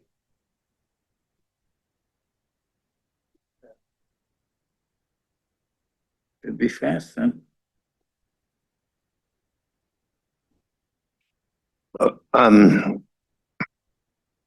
So you have no, you said 13 letters were sent? 13 additional notification letters were sent out to adjacent property owners within 500 feet of the subject variance request property. One letter was received back to our office in opposition of the variance request. That individual that sent that objection letter is present here today. Unfortunately, I do not see that letter in the case file. I'm assuming that it is most likely back in the office, unfortunately. Okay. And I got it. I don't know. Okay. Apologize. All right, is there anyone here to speak in favor of the variance request? The other aspect to raise at this point is the applicant seems not to be present. They were given notification multiple times of this pending variance application. They are not online and they are not present in the audience. Okay, duly noted. Okay. Was there anyone else to speak in favor of the variance application? Hearing none, is there anyone here to speak in opposition to the variance request? Would you like, yeah, this would be your time if you'd like to give any objections.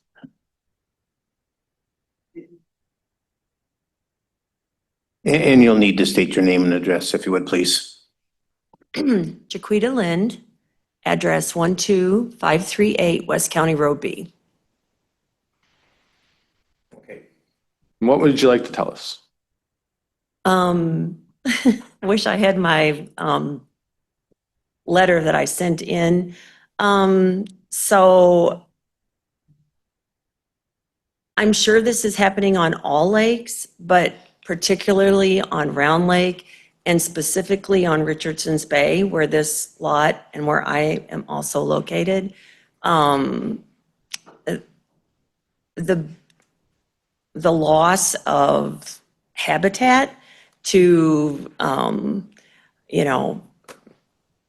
to development is extremely damaging, I feel. And especially for wetlands, as they offer filters to any kind of, things in the air and places for animals and plants and all this that aren't normally found anyplace else but in that specific area. So I have lived on this property all my life. I've watched as properties next to it, because it was actually at one point one big piece of property that had considerably sizably more wetland. And miraculously, it sort of got filled in. And then it was divided and sold into lots. I guess what I'm hoping is that we honor the required setback rule of 40 feet.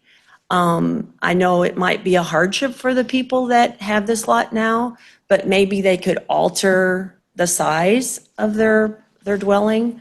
I know at this point, I think they're going to be pretty close to the full width, but they might be able to reduce the depth a little bit, quite a bit. Well, I'm not sure. Jay could probably answer that. I don't have it in front of me.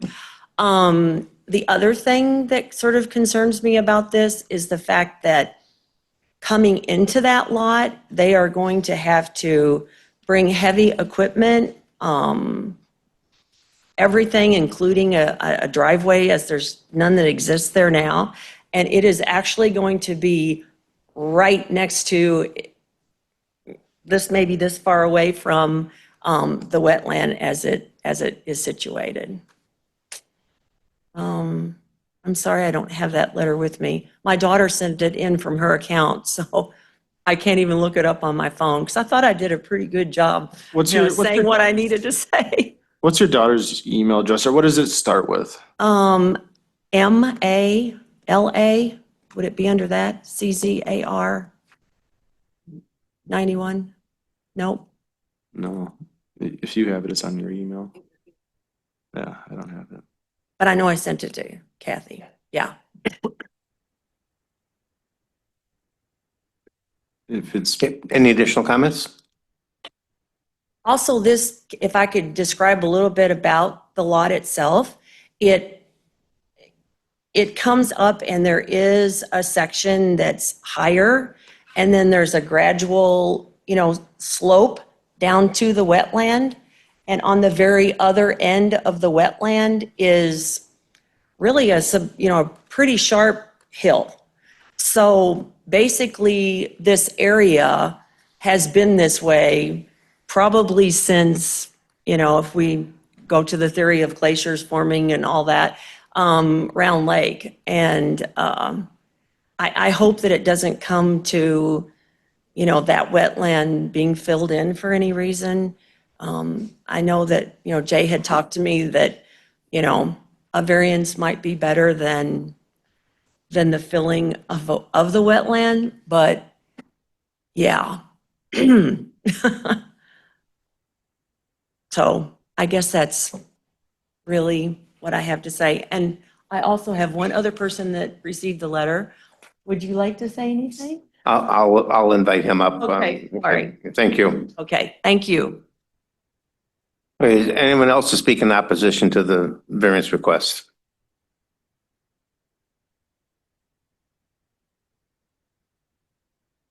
Hello, Mr. Chairman and the board. My name is Gary Ketter. I live at 12547 West County Road B. I've had a resort for 96 years in my family. I'm the fourth generation. My opposition to this, as Jaquita stated, how the wetlands is, but my main concern,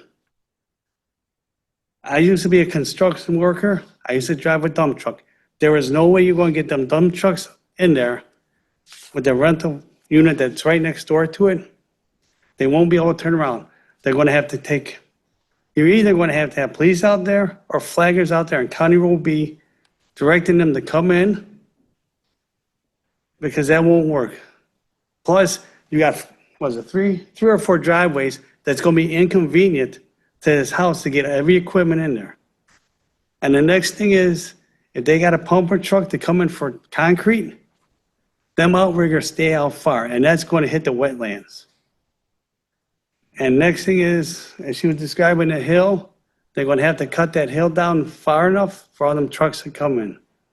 Because there's a lot of, and plus vegetation they're going to have to take out.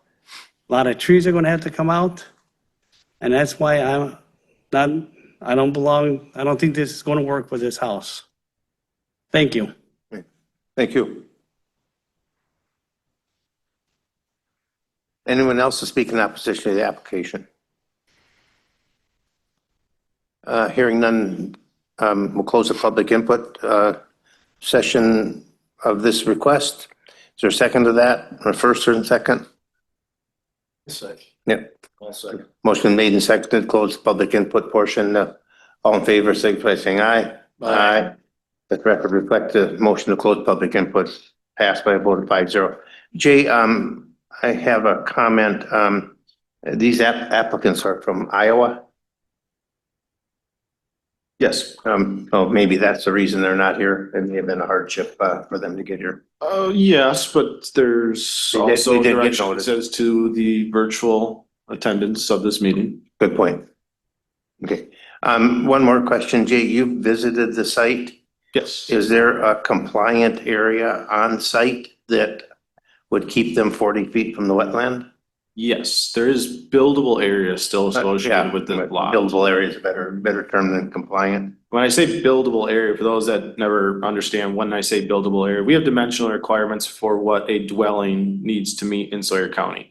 So when I say a lot is buildable, that means you can fit a 20-foot wide by 20-foot deep with at least a 100 square foot loft, because you need 500 square feet of enclosed habitable living area for a dwelling.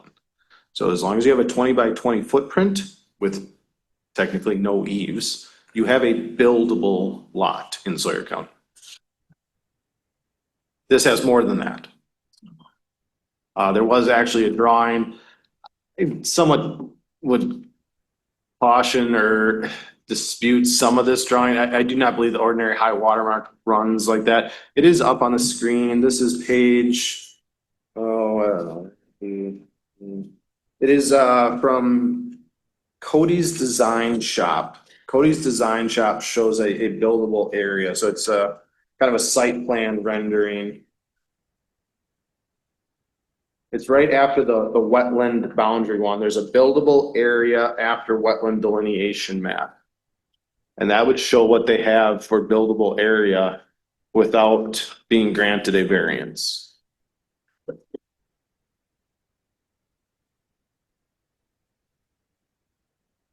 Can we assume that the buildable area wouldn't, the structure that they're proposing to build would not fit in that, inside that? Correct, and that's the request for a variance. And I do believe that they, again, when they initially had gone to Draftsman or even potentially even purchased a lot, they were under the impression that, and whether this was relayed by a realtor, whether it was relayed by the previous property owner, whether it was just a conceived notion, that silt fence represented the wetland.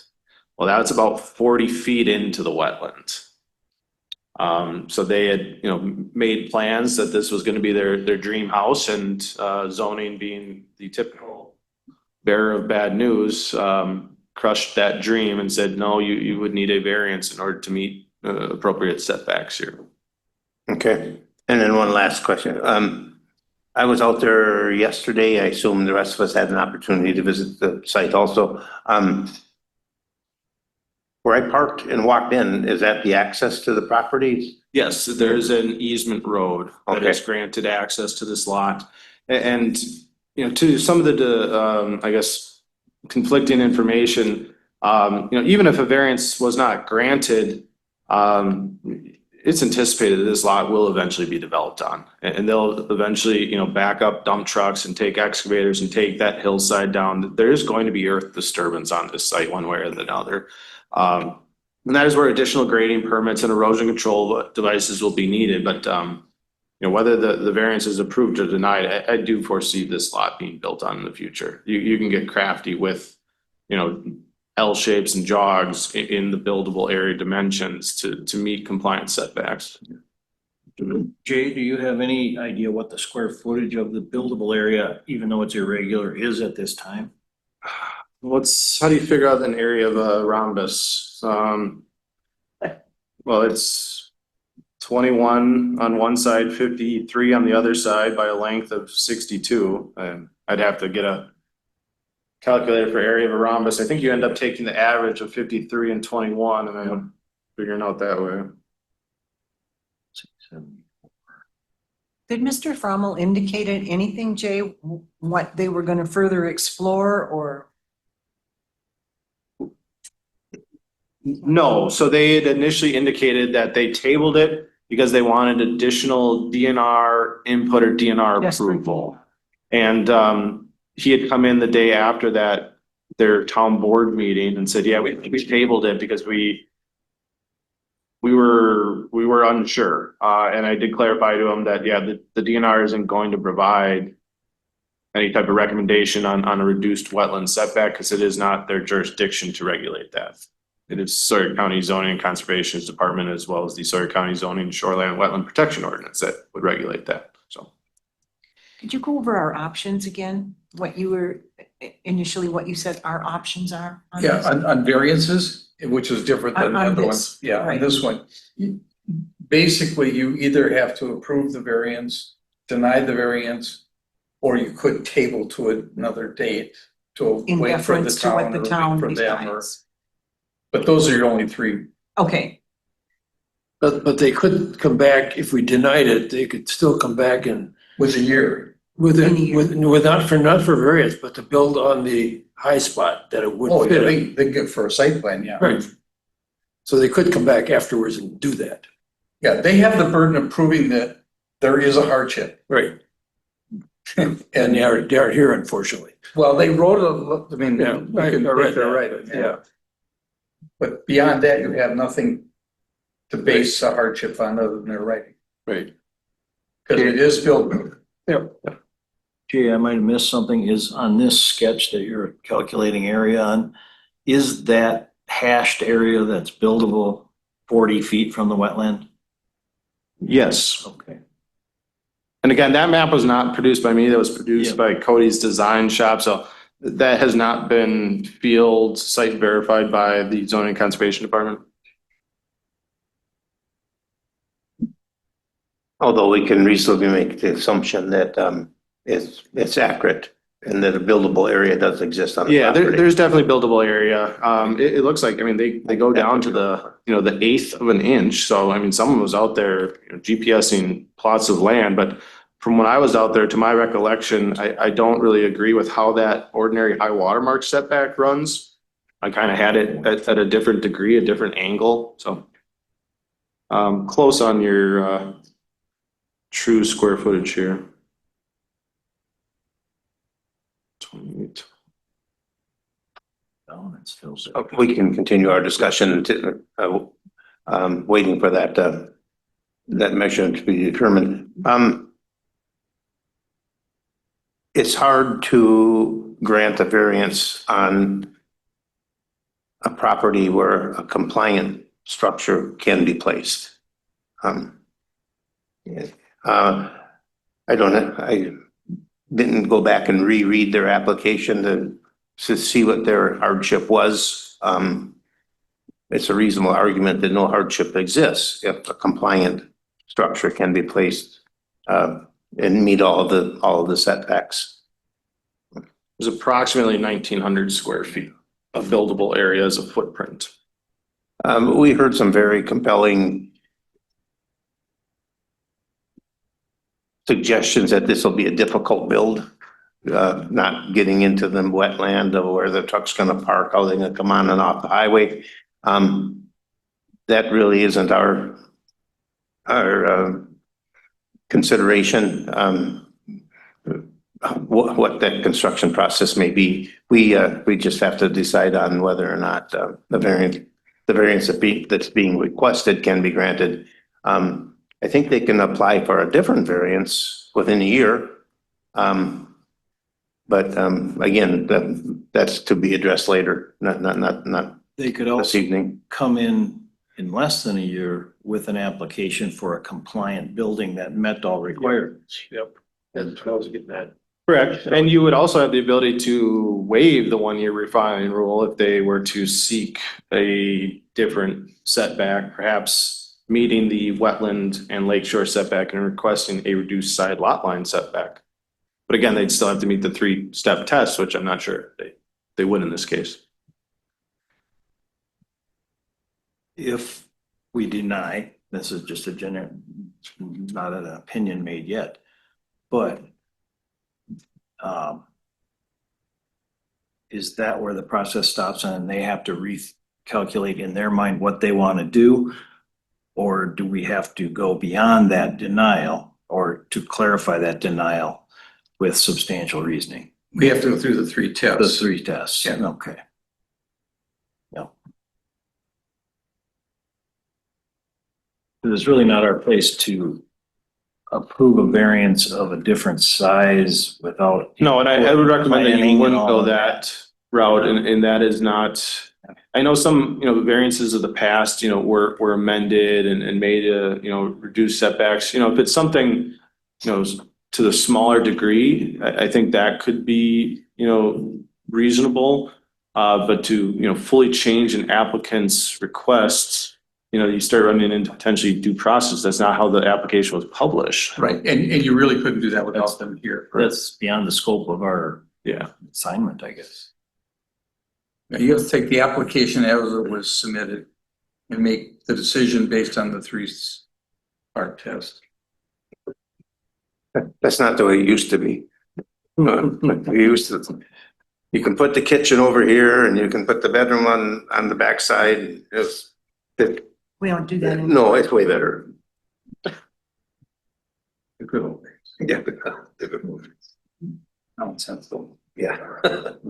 Okay, is there a motion to either approve or deny the variance request as presented?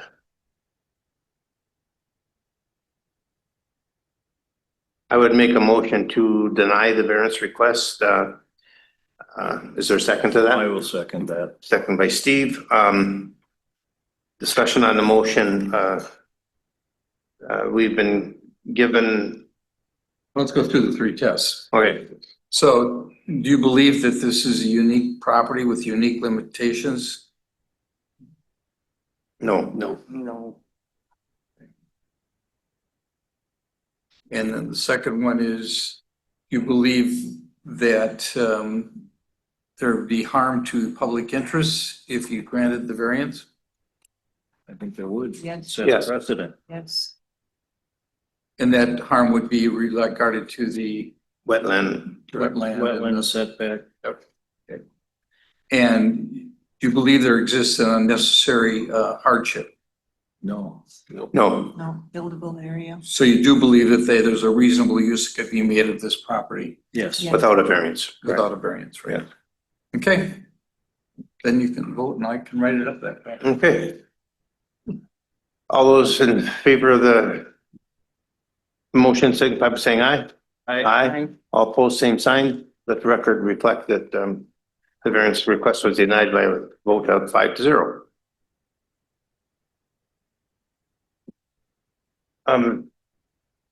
So we can go into new business. Is that correct? If it was on your, It is. yeah. Yep. Maybe I'm the only one here that was confused, but it seems like the attorneys that were present were saying that we were considering too much information on these appeals, that we didn't have to take new testimony. So I guess I'm looking for some input on. The answer is you can take whatever you want to determine whether or not the board properly made the committee properly made their decision. It's really a misstatement to say that you can't consider that. What you can't consider that is you can't consider whether or not you would grant the permit. But if somebody said, I sat in the audience and they ignored me every time I raised my hand and I had all kinds of evidence, and here's the evidence I would have given, and then you decide, well, if that board had heard that evidence, they probably would have decided differently, then that is perfectly acceptable. Because oftentimes what the argument is by the public is they didn't let me speak, or I tried to say this and somebody shut me down, or the guy told me that that's not true. That's what you often hear from the podium. And that's where you can take new evidence in the sense of, but you can't take new evidence to support the original application, that's not what you're doing. You're not saying that, oh, yeah, if I'd been on the committee, I would have granted it. You can say, well, maybe that committee should rehear that because there was evidence they didn't consider, and that would be a reason for you granting it. What's happening more and more often with boards of appeal, boards of adjustment, is they're starting to do de novos. They're saying, we don't think the planning committee did a good job. We're going to hear it de novo. And that means we're going to clean the slate. We're going to take the whole presentation all over again, and we'll decide. Where that happens oftentimes is where the decisions seem to be political.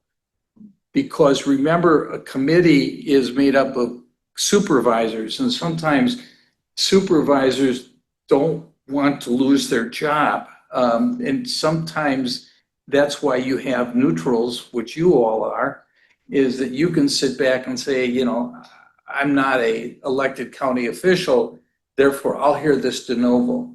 But that takes a real political issue. I mean, that's usually what's happening. But a lot of times things become political. I was going to just say RV campgrounds, you know, those are the kind of things that are there. And there was a couple other things said tonight that, you know, the whole concept that you must grant a conditional use permit, that's not true.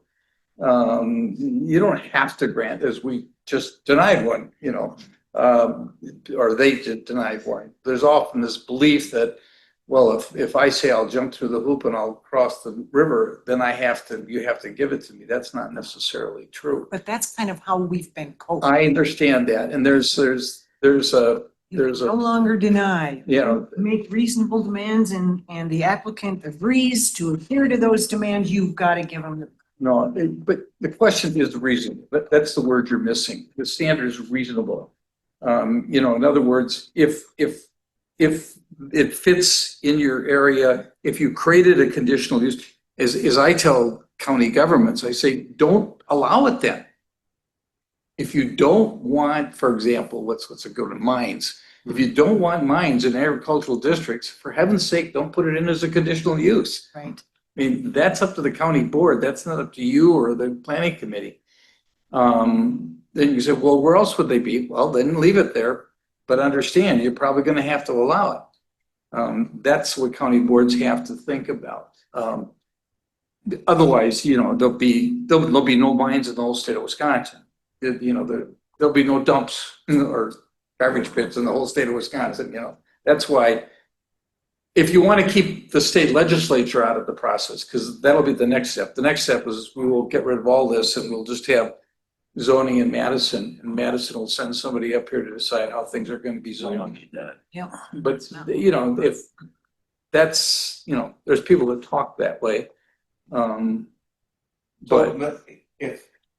If we can't have public input, or shouldn't have public input, how can we find out that there's a guy in the audience that didn't get to throw his 2 cents worth in at the zoning? no, I'm saying you should take public input. I'd put that on my agenda for every meeting. Let them talk. So some of the legal, Well, they don't want you to hear. oh, They're advocating for positions. Right. I mean, one thing we learn in law school is we represent our client.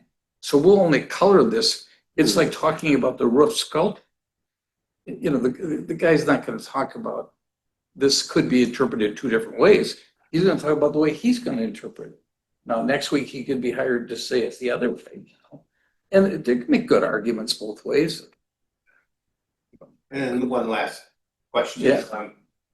A couple of times we've heard that we didn't ask that this was the correct place to hold the hearing, or not correct place, but correct procedure of law, that we listen to an appeal. Yeah, okay, that's a question of your bylaws, but your bylaws are your bylaws. That's just how you might want to run your meeting. It was pretty obvious in that first one that if you'd gone the other way, you'd still be talking about that one. But that cut your time down. So it's often, the guy that has the burden should go first. And that's really what it was. I mean, you don't have a burden to prove that you're right, you know. Right, there's a, yeah. They have the burden of showing you're wrong. So why does the person that go first that, you know? Yeah. But again, and the good news is both of them agreed to it. Mhm. Now, if they would have objected, then you as the chair would have looked at me and said, well, should I do it the other way? Yeah. And I would have said, yeah, go ahead. That's like where sometimes you let people talk, even if you have a 3-minute window, you let them talk for 5 minutes because do you really want to fight? You know, but Yeah, and it should be mentioned, we looked at doing an update to those BOA bylaws. Mark Olson had a lot of kind of amendments that he wanted to make to that, and we never could agree to all of them. And it kind of just got dropped, and then Mark kind of resigned from the BOA. So those bylaws are in dire need of updates for sure. So. Okay. We made it last 4 hours. True. Is there a motion to adjourn? Make a motion to adjourn. Motion to adjourn. Second to that. Chris. We are out. All those in favor? Aye. We're out of here. well, I hope I don't. Yeah. Hope you come back. Turn your mic off.